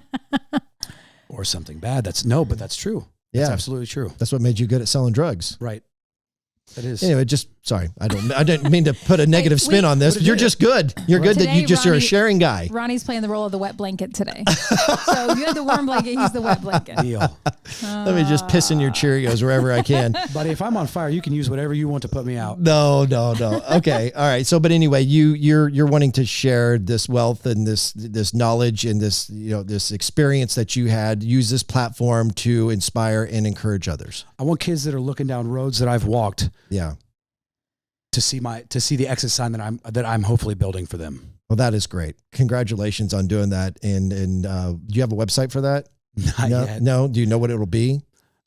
I would go ahead and. Do we know feel what safe we're going saying- to call it? We're going to call it It's Topeka Youth Boxing Association. Okay. How about .com? Okay. Well, what my point is that in the podcast world, Right. this episode is going to live out there for maybe people to listen to 2 years down the road. And so what I want them to be able to do is to search something where they can eventually find the website if you don't already have it. So Topeka Youth Boxing Association. Right. All right. Fantastic. But follow Iron Man Cantrell.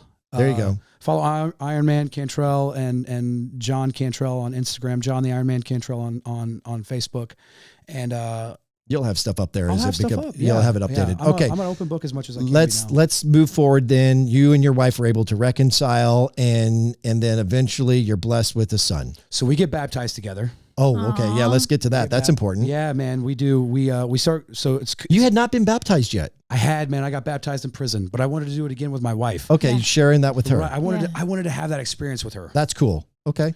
So we're at this time we're part of a home church, and we decide we want to get baptized together, and they're going to do it there. So they literally fill up like one of those old horse troughs Yeah. with water, and it was like 40 degrees outside, Yeah. and the water was like 40 degrees. Yeah. And They say that's good for you. oh, it's great. No, I do an Yeah. ice bath almost every day. Yeah. That's what I've heard. It's good. Anyway. Miracle. So we, I get in and we get baptized together, and it's like we're standing in the water and it's freezing, and we get put under the water, and when we come up, it's just like completely warm. We weren't cold at all. It was one of the craziest. It was the exact same feeling that I had When you dropped the your initial knees. time. Right. Warm blanket. Right. Well, Holy Right. Spirit again, huh? It sure was. Yeah. And she was the same way. And And how long everybody that ago- got baptized that day had the exact same experience. It was incredible. How long ago was that? So From today. As As we're recording this on whatever it is, March, what is it, the 10th? 8th. 8th, sorry. this would have been about the same time 3 years ago. Okay. This would have been, close to that. Oh, right before the world shut down. Right. Literally right before and as the world Literally was right shutting before, down. yeah. Never thought of that. Yeah. So one of my friends that was there that baptized us, his wife was having trouble passing her nursing exam. So we took them out to eat, and we prayed for her to pass her nursing exam. Yeah. And the next week she passed. So they wanted to repay the favor. So they took us back to the same restaurant, and they prayed for us, and we wanted to be able to conceive. So, Were you having troubles with that? well, we just started trying, Mm-hmm. actively trying, Like, and Aggressively trying. aggressively trying. oh, there's so many ways we could be taking this. right. Yeah. So, we asked them to pray for us, and the next week we find out that Taylor's pregnant. In fact, she sent me the picture of my face the other day, and it was before I had gained 100 pounds, but I had already started gaining quite a bit of weight because COVID and Taylor's pregnancy. We decided that we were just gonna like throw down and have a good time. Yeah. There it is, man. So, that was crazy. So I was actually we were at Laird Noller, and sorry you can't see Yeah, it. It's yeah, me yeah. holding the old swizzle stick. Actually, what the swizzle stick? Right, the old swizzle You know what stick. a swizzle stick is? I Oh don't. my gosh, it's so funny you're talking about a swizzle stick because we've talked about this on the Heartland Waterfowl podcast called Behind the Blind. Okay. Boy, we're really taking a detour here. A swizzle stick is a raccoon penis. Really? You didn't know this. No, I was thinking of like the swizzle sticks to mix your drinks. Though there's actually, oh my God. Wait a minute. Why would anybody be holding a I've just raccoon taken this down a very different. Huge rabbit This hole. is supposed to be about John Cantrell and his life and in his and child. his sweet baby? And now we're talking about a raccoon penis. Okay. Anyway, we said swizzle stick. If you, this is an actual thing. I'll just say this: people who like trap coons or Okay. do for harvesting, Yep. typically you would get money for the actual raccoon hide. Right. Now the price of the hides are down. But if you go on to Amazon and you type in swizzle stick, what they do, these people, is they will actually take the bone, which is the penis, and it's got this very weird shape and thing, and people use it as, they'll put it on their desk as a conversation piece, or they will use it as a drink mix. Okay.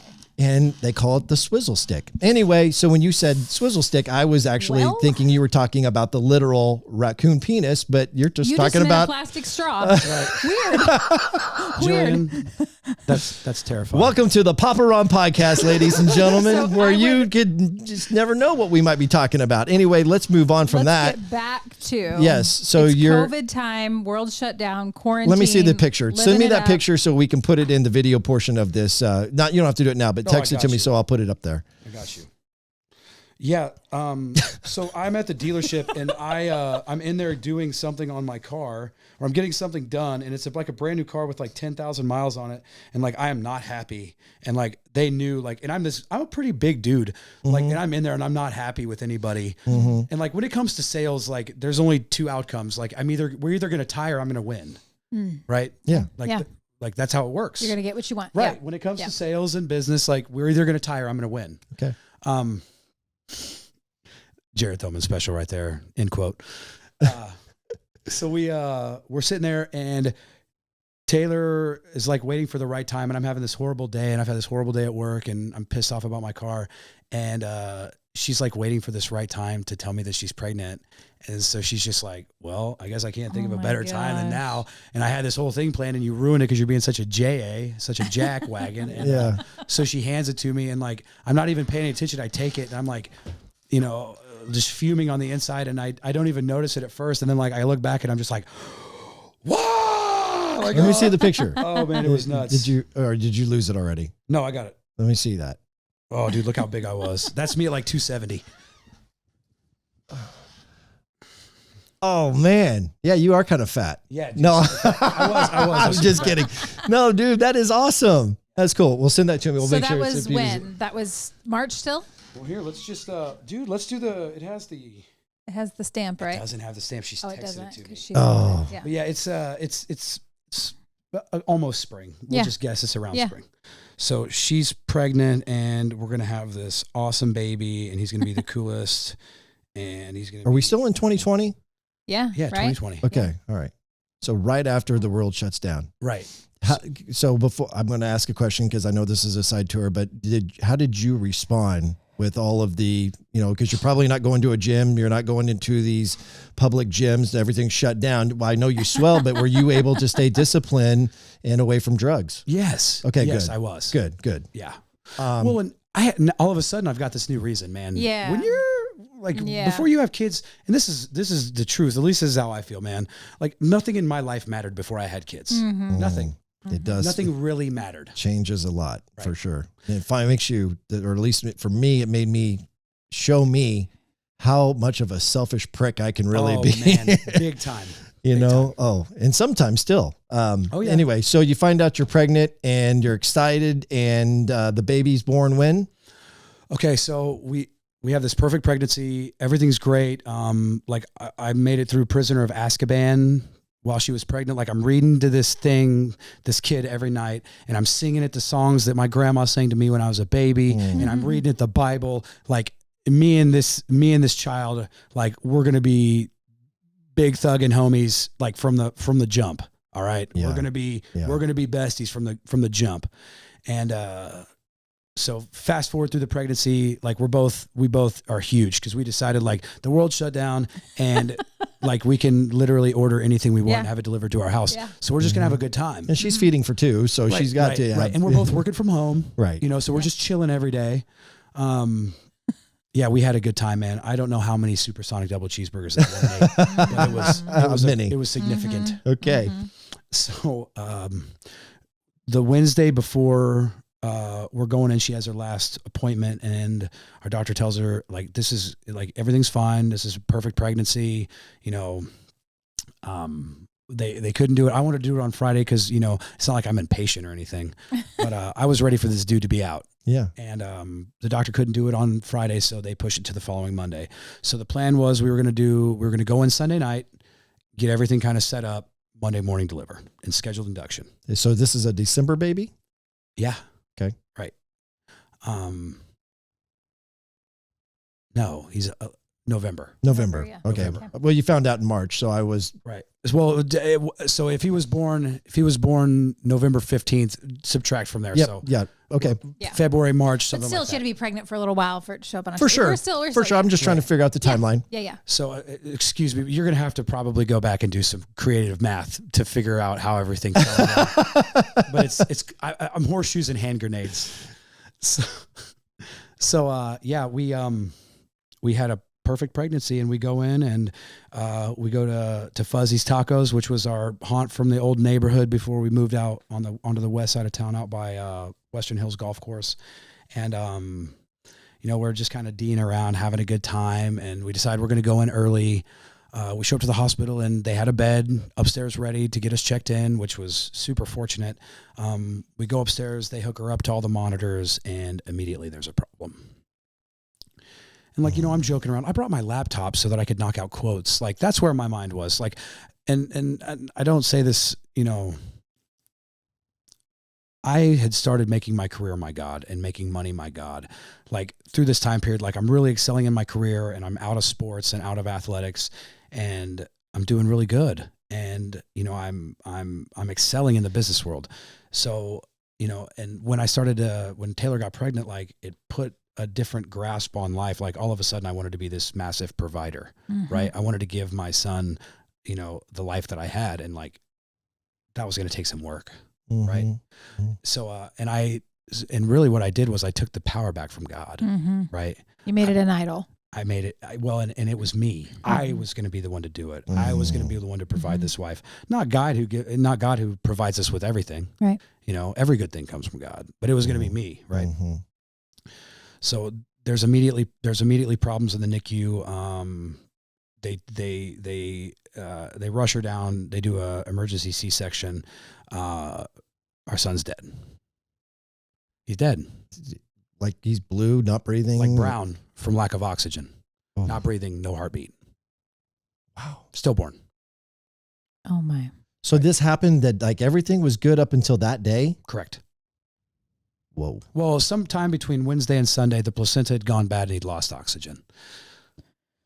And there was no way for her to know, huh? No way. Well, what do you, the old wives' tale, like, oh, they go quiet before when they're getting ready to come out, right? Everybody's heard that. Mm-hmm. You know, so we're thinking this dude is just chilling, like he's moved down and he's getting ready to come out. Right. No, he's not moving because he doesn't have any oxygen. And, you know, we're not around my family. We're not around anybody. You know, there's nobody at the hospital. We're by ourselves at the hospital. It's COVID. Right. Nobody can come in. And You would never expect that either. No, Like, never. Never. So I stay with my wife after they deliver. They hold up this huge 9.5 pound monster. Beautiful baby, but he's brown. His skin is all really dark brown, like reddish brown. And I stay with my wife because she's going to have a heart attack. Like, she's like over 200 heart rate, and like they're trying to give her like anxiety drugs and everything just to calm her down, because, you know, this is her world that they just took out of her, and there's a problem. Yeah. So then a nurse comes around the curtain, grabs me. She says, "You need to come with me now." I walk around the corner, and this young doctor from Nepal has my son in his hand, and he's doing this. And I'm thinking, like, shaken baby, like, Yeah. I'm physically about to kill this man. Right. Right. And the nurse is like, "Your son doesn't have a pulse and he's not breathing." And that's how they give newborn CPR. Right. Because Okay. they can't, because they'll crack they'll break their Chest. chest. Right. Yeah. And like I talk about like being in the dumps and like my soul being crushed, dude. Nothing that I've ever been through holds a candle to the feeling that I had. Like, I can't imagine. that was the single worst experience of my life. And like, bro, I've lived some life. Yeah. Like I've put some hard miles on this mortal coil. Yep. And like this old John has seen some hard miles. Yeah. All of that combined doesn't hold a candle to this. Right. This is you know, and like I talked about before, like I wanted to be a dad. Yeah. You know, I wanted God to put a good woman in my life. Yeah. You know, I wanted to have a family, and I wanted to be, you know, a good dad. Yeah. And now I'm not going to get the opportunity. But the good news is, Right. So I get down on my hands and knees, which when I'm in my foxholes, you'll see that that's a common practice for me. I get down on my hands and knees and I'm begging God, please, I will literally do anything. I will devote my entire life to you and serving your purpose. I will do anything. Just don't let me go home with an empty I'm car about seat. to cry. Don't let me go home with an empty car seat. No, don't make me go back and tell my wife that he didn't make it. Like I've been reading and putting headphones on my wife's stomach and singing and reading the Bible and reading Harry Potter to this dude for 9 months. And he doesn't have a name yet. Because the whole plan was my wife didn't want me to name my son John. And I told her, like, we're not going to name him yet. I'm going to hold him for the first time. God's going to give me the name. I'm going to name him John and blame it on this. And Because John is who Jesus loved, Yes. right? He was his beloved. Yes. So it has to be John. yes, has to be John. And my wife This is did- a roller coaster, and I don't like it. I need to get to some good here. Yeah. So you're praying to God praying, that you're you're on your going knees. that you're going to right. And they're working. They're working on him, man. It took several minutes, man. Like 12 minutes. He was gone. And I'm How long how long was he gone before he came out, or was it when he came out that he was already dead when he came out. So that's what I'm wondering. Do they have any idea of knowing how long he wasn't breathing He before? he lost 60% of his brain, and the brain is the last thing that oxygen takes.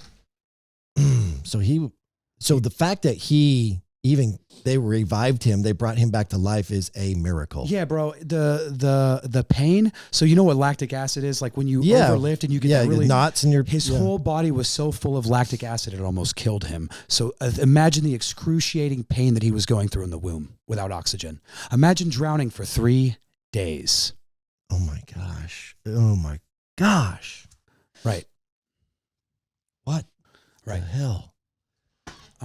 So does he start crying? Like, No. when do you know? No. When do you know that he's like, hey, we got a pulse. He's breathing. Like, what does that look like? it looks like the nurse is about to do a backflip and said, "Okay, we got him. He's got a pulse."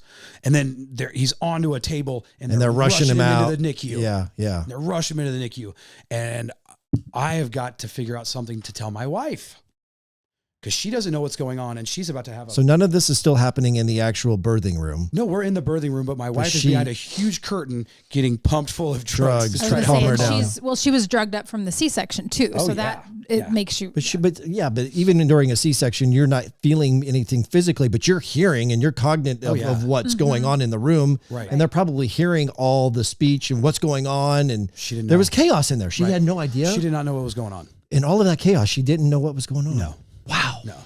Oh, honey, remind me to ask you when I get home. What you remember What do you remember about that? We have so many things to talk to her about. Yeah. Okay. So I guess, again, just to be sensitive of time, you said you had until 3. No, let's rock, dude. This is more important.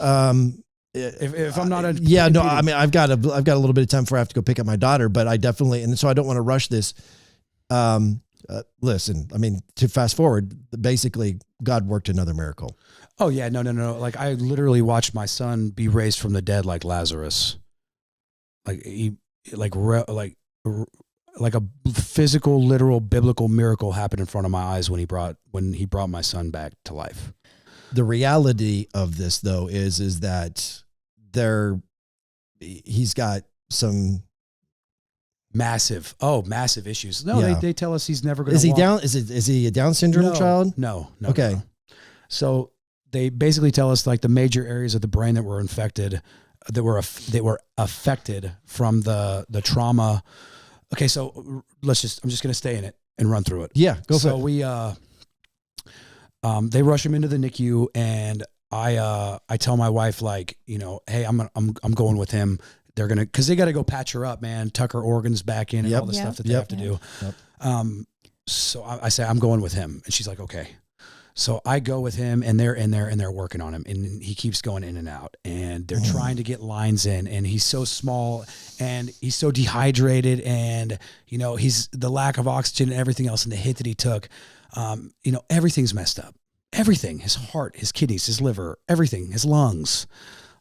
He's got a hole in his heart, and he's got a lung. I mean, all this crazy stuff. And there are 10 doctors in this 8x8 room with more machines than you can count. And I'm standing outside, and Ronnie, I'm just going to be honest with you, man. Go for it. The thought crossed my mind to take a drink. I bet. And I hate it, man. I always look back at that feeling with guilt, because I can remember thinking, like, I could, but you didn't. Within 20 minutes, I could be at a bar and I could forget. I could drink until I forgot that any of this ever happened. Why do you regret that or feel guilt for that when you were able to be strong enough to not, take in the temptation? I didn't have to fall to the temptation. I had to be a dad. I had to be strong for my kid and strong for my wife. Yeah. Like, I didn't have the opportunity. Well, and what happened next was kind of a miracle. So, he's in this room and I'm falling apart, and I've got this little nurse with me, and she's dying, and I'm talking to her and I'm pleading with her and begging with her, like, you know, and finally I look at her and I'm just like, what am I supposed to tell my wife? What am I going to tell her? How am I going to tell her that we're going home alone? Like, how am I going to tell my wife that? How am I going to tell her that we're going home with an empty car seat? How do you tell your wife that? And this girl is just falling apart with me. The nurse. Yeah, just falling apart. And she's like, John, I don't know. And I had my moment of doubt, man. I did. I really did. I had my moment of doubt. And one of the RNs came around the corner and came out of the room, and she's like, what's his name? She's like, we have to order medicine. We have to get this stuff done. What's his name? And I go, John. And she said, no, not your name. What is his name? And I'm like, oh, dude, if I name him John and he makes it, my wife's going to kill me.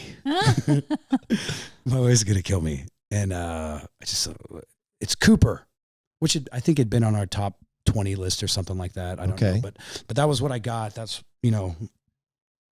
that's what came to you. That's what came to me. Yep. Was Cooper. So, crazy how you had to come up with that under a sense of urgency rather than just having the time to, like, hey, I want to be able to sit with my wife and talk about it together. And I guess she said that you're going to name him, but still it was like, we need the name so we can get the medicine. Right. And it was Cooper. Okay. So it's great Cooper. name. It's Cooper. Great name, man. Great name. Great tires. Great trucks. And it rolls off the palate. Cooper Cantrell. Cooper Lee Cantrell. Yeah, that's right. Lee is the middle name. Yep. Cooper Lee. Love it. Okay, so they get the medicine. Right. So they're taking care of him, man, and they're working frantically.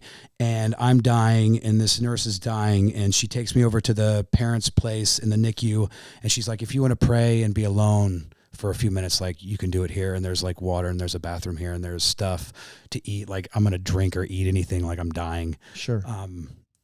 So I go in there, man, and I'm talking to God, and I'm just, pleading with him, pleading. And like, something tells me to look at the walls, man, and just like look around me.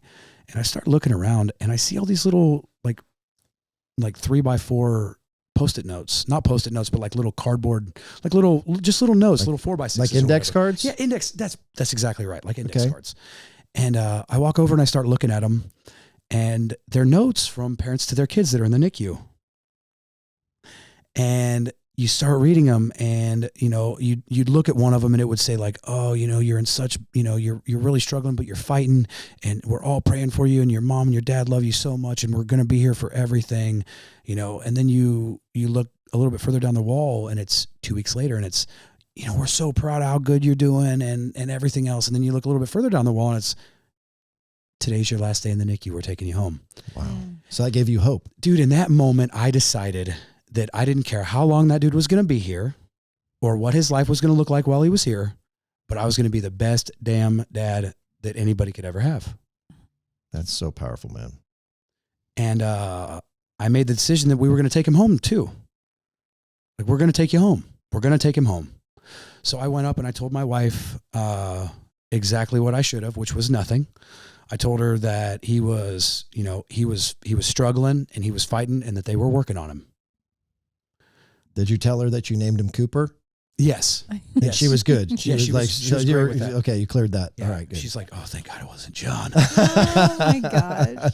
So we were sitting up there and I'm talking to her and they're like, do you want to go down and see him? And this is like the first opportunity. They finally got him stable. It's been hours since the birth.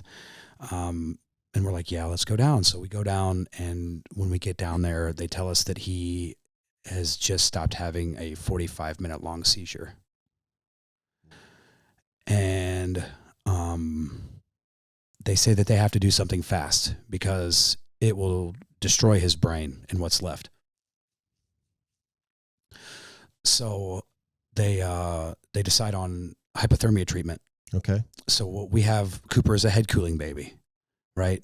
So when they suffer a hit like that, like the hypoxic ischemic encephalopathy at birth, kind of newer medicine is you cool their body temperature to preserve their brain functions and their heart functions and their organs and everything that had been damaged. Wow. While he was in there. So they lowered his body temperature for 72 hours, and he was still having seizures. During still having seizures. But it minimized the amount of damage they could do until they found the right medicine to go in and help his brain and help his heart and help his lungs and help everything else. Yeah. So basically that first week that we were there, we went through the code talk about 5 times, which is, how do you want to say goodbye to your child? How do you want to say goodbye? What measures do you want us to use to resuscitate them when they start to go? You know, if we use CPR, like, there's a good chance that we're going to crack his ribs or break his sternum. Do you want us to do that? You know, me and my wife had to have some really hard conversations. Wow. Really hard conversations. And, you know, it was hard, man. They told us we were not going to take our kid home several times. And after we talked to the neurologist and some of the other, like, really high paid doctors, the really smart ones, it was basically, so like in our first month there, just throughout that first month, it was, your son is never going to walk. He's never going to talk. He's going to be completely blind, completely deaf, severe cerebral palsy. Like, whatever time your son has on this earth is not going to be good for either of you. It's going to be miserable for him. Okay. And we start putting out prayers on Facebook. So we couldn't be around anybody. You know, we couldn't have our friends there. We couldn't have our family close. So I reached out in the only way I knew how. And it was, I put out a post on Facebook and said, I need prayers. Yeah. Yeah. And we had thousands of people. Like, it went viral. We had people from different countries praying for our kid. You know, the doctors would tell us what they needed, like they needed to happen for Cooper to survive. I would make a post, people would pray, the doctors would come back and tell me that it happened. Like, wow. I'm watching biblical miracles happen in front of my eyes every day, and I'm on fire. Right. And I'm ministering to the nurses and I'm ministering to the doctors and I'm talking about what a miracle this kid is. And the doctors that are not believers from different areas of the world using the word miracle. It doesn't exist in their language. Right. Right. So we get out of the hospital and we have several stays where we have to go back, and Cooper's got a lot of work to do, man. He's got a lot of work to do. Yeah. And Taylor and I have a lot of work to do. So we end up using TARC, which is a program in Topeka, the Topeka community that helps kids under 3 with developmental disorders. Okay. Right. Or physical disorders, developmental disorders, whatever. So he's, you know, at first he's real late to crawl. Right. And then he can't roll over. And, you know, he's behind in everything he's doing, you know, and his head's not growing because his brain's not growing. Yeah. So he's in the 1 percentile for head growth because all the gray matter just goes away. It doesn't grow. you know, and he's lost so much of his brain. But he's just kind of like figuring things out on his own in his own way. And we're going through the steps that they tell us to go through to help our son. And, he starts doing it, and he refuses to quit, and he's got an iron will. He takes after his mom. And, he's doing it, man. And, you know, at a year and a half, we, man, I can't remember what day it was, but like we worked on walking for so long, like he started using the walker, and I made a TikTok account just for him, and his TikTok of him walking in his walker, like out on the road it went viral. Oh, that is so cool. Oh, dude, Cooper's TikTok famous. So how would people find that? Oh, that's a good question. Here, I'm For going those to who- give you the old TikTok. For people who are on the old ticky-tack. Right. It is, I think it's at Coop Lee Dog 2020.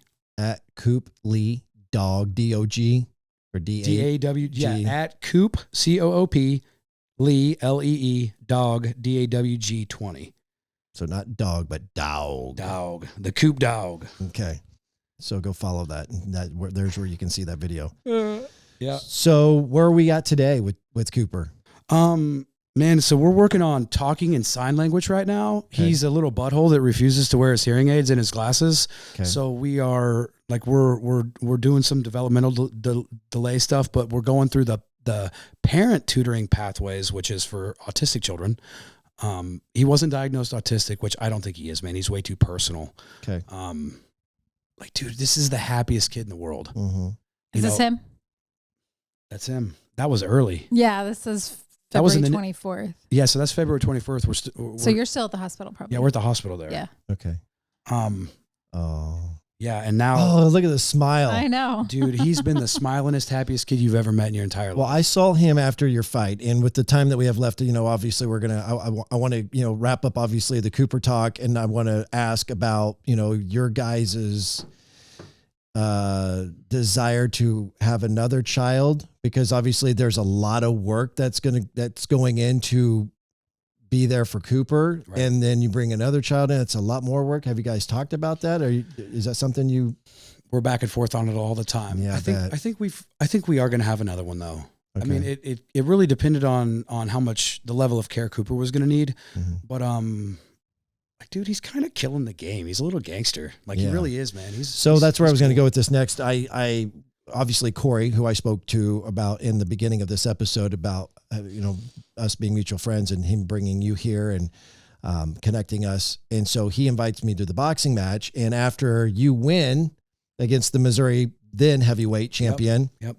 which by the way was probably one of the best fights of the 6 fights that I saw. Oh yeah, we were fight of the night for sure. There was the 2 really small Mexicans that were throwing, I mean, I don't know if they called those lightweights or featherweights or whatever they were. That was a good match. There was a lot of punches being thrown, but you know, there's not a lot of power behind those punches. So they're just, you know, it's, Right. but these are heavyweights throwing punches, and it was intense. It was energetic. Of course, there was a lot of your fans there. So you were feeding off of the energy in the crowd, which was badass. Big time.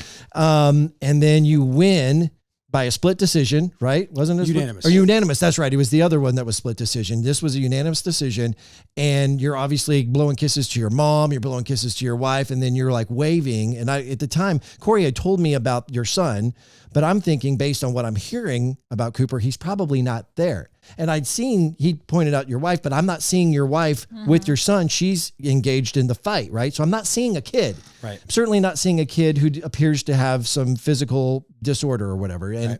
And then all of a sudden I see that, and just somewhere out of the crowd comes this kid, and you're like lifting him up, and he's like waving his arms in the air like this, like, look at me, I'm the champion, you know? Oh my God. And it was like, that warmed my heart. That was so you had to have gone back and watched the video of that. It was just, it's so cool. The other thing that I noticed about that fight, and of course I had been, you know, brought to my attention about your walk with Christ, and before you fought, and you're going to have to say his name because I don't remember. Brandon Carmack. Okay. I think he's actually from the Kansas City area, isn't he? Before you fought him, you got down on a knee and called him over and you prayed with him. Yeah. So I pray with every one of my opponents before every fight.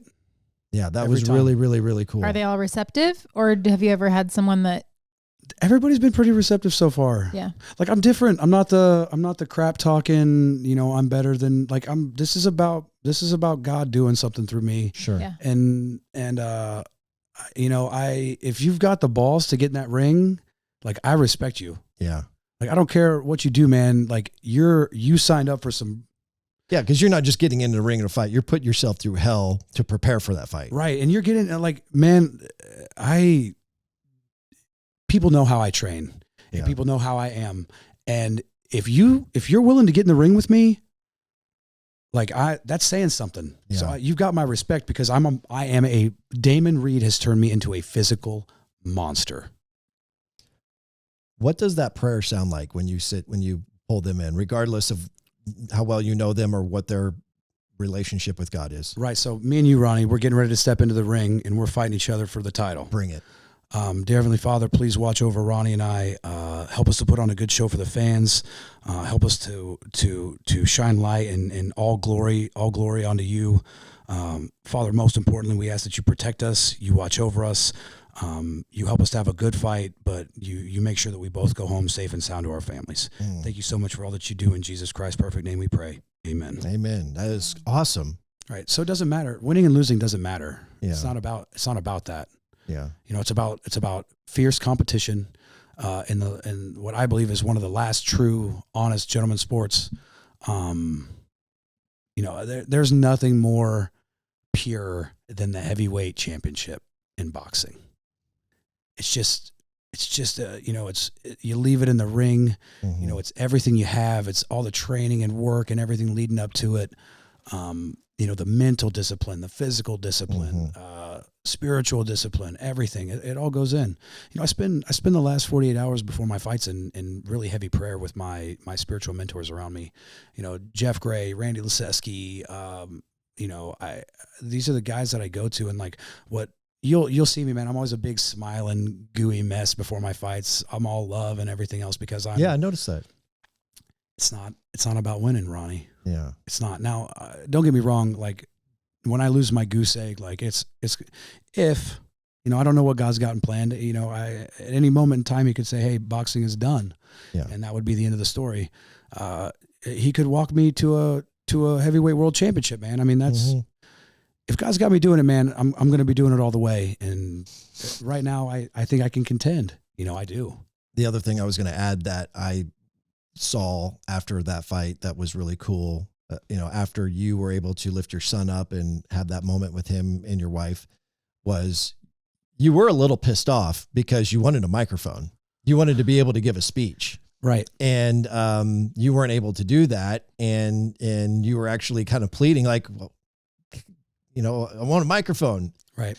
So then you didn't get one and you just decided that you were going to scream at the top of your lungs to give a speech, and the place goes quiet. So that they can hear what he has to say. And the thing that you are obviously thankful for everybody showing up, but the thing that you did was give all glory to God and make sure that was heard loud and clear. And when you did that, everybody started cheering and clapping, which was really cool. God is good. Which was really, really cool. We're getting down towards the end of this thing, man. And I just would like for you to use this opportunity to kind of talk about what's next for you. Obviously, you talked about the 501c3, which is really, really cool. And I'm excited. And if there's anything that I or we can do to help with any of that, man, let us know. You're obviously still training. You're still taking on new fights. You mentioned at the beginning of this interview that you've possibly got a fight with an unknown contender in April. Right. So I think we may take a fight in Mexico. There's a potential for another fight in Kansas City. I mean, there's always fights. It's finding the right one with the right person to help the career and help the path that we're going down. And, I trust my coach. I trust Damon. We went 5-0 our first year. Like, he's done for me what it takes most fighters years to do. You know, I've been boxing for 18 months. Brandon had been boxing for 18 years. Are you still considered an amateur? Or it is professional. Yeah. Okay. So what does that look like? I guess, you know, I mean, you've got to do an amateur thing, I guess, until you get your pro opportunity, or how does that work? I don't know anything about that. Right. So you stay amateur until most people want to do an amateur career so that they can protect their record as a pro. Right. So you fight as an amateur at the amateur level with headgear and bigger gloves and everything else. Got it. Okay. And when you turn pro, as soon as you accept money for a fight, you're pro. That's how that works. Right. Got As it. soon as you Okay. accept money for a fight, you're a pro. And like I didn't have that amateur background. I haven't been fighting since I was 6 years old. You know, all these other guys that I'm around have been doing this for decades. So how many amateur fights did you have before you took money? 10, 11, something like that. Okay. But most of them were MMA and kickboxing. Okay. And so you've got 5 professional fights under your belt. 7 under your belt, and you're 7-0. Yep, with 6 knockouts. And so which is incredible. Yeah. The knockout, which I guess the only knockout that didn't come was your last fight then. Which is incredible. That dude has the hardest chin of anybody I've ever met. You did. Like I put people to sleep when I touch them. Yeah, like, you threw he some took punches. hard That guy, shots. he was a big dude too. Bro, big. But that guy must have a story too. Not to get too Incredible story. graphic, but the guy must have been really, really overweight at some time in his life, because when he got into the ring, there was just a lot of. I don't want to sound disrespectful when I say this, but it was just saggy He looked skin. like he lost a lot of weight. Yeah, Yeah. But you could tell that was a guy who realized that he was in a spot in his life that he didn't want to be, and that he was going to use this sport and this training Right. to bring him and what eventually was the Missouri heavyweight champion until John took it from him. Right. And he just So- had a 44-second knockout on last Friday. Did he? First round, 44-second knockout. I mean, the guy was that guy could definitely take a punch. There's no doubt about Right. it. He can fight. He can throw. For sure. It was a great fight. But when you guys start looking at your future, you know, is there like this stair step, like, okay, well, we need to do this, and then we got to do this to get to this, Right. or are you just really kind of like following your coach, leaving it up to God, and then you take whatever fight just presents itself? That's kind of what I'm doing. Okay. You know, there is a path, and I, like I said, I trust my coach. I am a lot more eager to jump into fights that I may not be ready for yet. Okay. So I kind of like with my wife, man. She's smarter than me. That's why I married her. You know, I know that she's always right. Mm-hmm. You hear that, honey? I see what And you you're did smarter there. than me. Yeah. I trust my coach, man. He's lived it. He's fought 4 world champions. He's fought for 2 world championships. He's had over 90 professional fights. I mean, he's number 6th greatest boxer in Kansas history at any weight class. Wow. You know, he fought Herbie Hyde for a world championship. I mean, Okay. he's lived it. He's done it. So, you know, he's 51. He's retired for the most part, and he's living his best life. You know, I'm his job now. That's cool. Right. You know, this dude sweats and bleeds and trains with me. 6 months ago, I knocked one of his ribs out of place. Like, he's 51 years old. He's in the best shape of his life. He's a killer. He'll be a killer at 70. But how many 51-year-old guys you see walking around with that 8-pack? Yeah. Like, me and this dude are in there getting it. That's awesome. Getting it. You have a fascinating story. I don't know, Jill, do you have anything else that you wanted to add? Like, No, I just want to know what the matte tattoo means. Ooh. Is that a long story I or a didn't quick see story? that. Well, this is a quick one. So Matthew. this is the newest ink. Put up the other arm so I can So see. Matt- Surgery. Oh, Matt, wait, let me think. 630. Do I know it? Hang on, 633? Is that what I'm seeing? Hang on. I do know it. That's it. Hang on. I don't. Go and make disciples. No, that's Matthew 28, 18 and 19. Dang it. Okay, what is it? Seek ye first the kingdom of God. All these things will be added to you. Good stuff. That's It's a reminder, man. So the next one I'm getting is my notes, and I've been talking about it. My friend Jen Lorson. So I've got the city really behind me, and I've got such great sponsors. I mean, you know, the people that I've met through the 2030 Club, and it's a philanthropy organization of young men in their 20s and 30s that are kind of the business leaders. But you know, I've been introduced to these guys have shown me how to really become an effective helper for my community, right? Yeah. And you know, the sponsors I have with Best Trucking and Best Enterprises and Central National Bank and Heartland Title. So TJ's wife is the one who gave me the tattoos, but Nice. she's doing her apprenticeship right now at Absolute Tattoo with Jake, and she's incredible. She's just an incredible human being. Nice. But my next one is number 1. It's my notes to myself. Number 1, God first. Number 2, just don't drink. Number 3, Taylor's always right. We'll figure out the rest from there. Wow. Well, buddy, I listen, I am grateful for you making the drive, because it was not a short drive for you to come here to be in studio to do this. And so for you to see the importance that I have, what am I trying to say here? To see what this podcast means to me and Jillian and what we're trying to do with it. It's obviously tried to tell some compelling stories, but with the foundation of Christianity, and how that story in this particular case, how God has inspired you and worked in your life. I think you're an inspiration to others, and especially those who are maybe going through addiction or other depression issues, whatever it might be. And so I'm just so grateful that you took the time out of your busy day during your training as a business owner to come and do what is turned out to be nearly a 3-hour episode. So 2 hours and 45 minutes. I'm not going to make it worth, completely without something in return.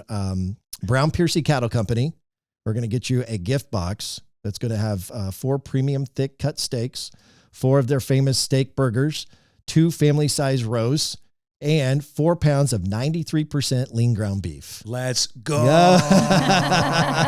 you have that on your surely protein, right? All protein. Right? Yeah, we're golden. Yeah. So make sure that good. before you leave, we get your address and shipping information, all that, so that we can get that sent to you. But we really appreciate you, and God bless you. Thank you for being a part of this, and I'm real excited here. Hopefully, maybe in the next couple of weeks, talking to Rachel Holthouse. Wow.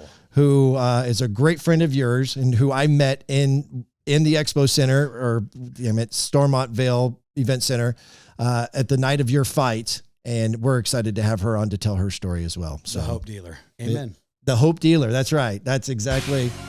Dang it. Now I've already screwed this up. I forgot to get to, I got so captivated with the actual conversation that I didn't have it set up. All right. So we're going to wrap this up. Thank you again. Thank you so much. We can find you on John Ironman Cantrell, right? Instagram and Facebook. Pretty easy to find. Follow him so that you can learn more about his 501c3 and the Youth Boxing Association that he's going to be starting up in Kansas, or in Topeka.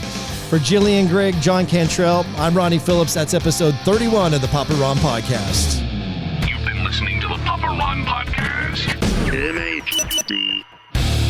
If you enjoyed this show, hit subscribe now and tell your friends on Facebook, Instagram, Snapchat, TikTok, and other social platforms. To participate on the show, leave a message with your comments or questions by calling or texting 816-558-6389. That's 816-558-6389. Until next time, thanks for listening to the Papa Ron Podcast. Papa Ron Podcast.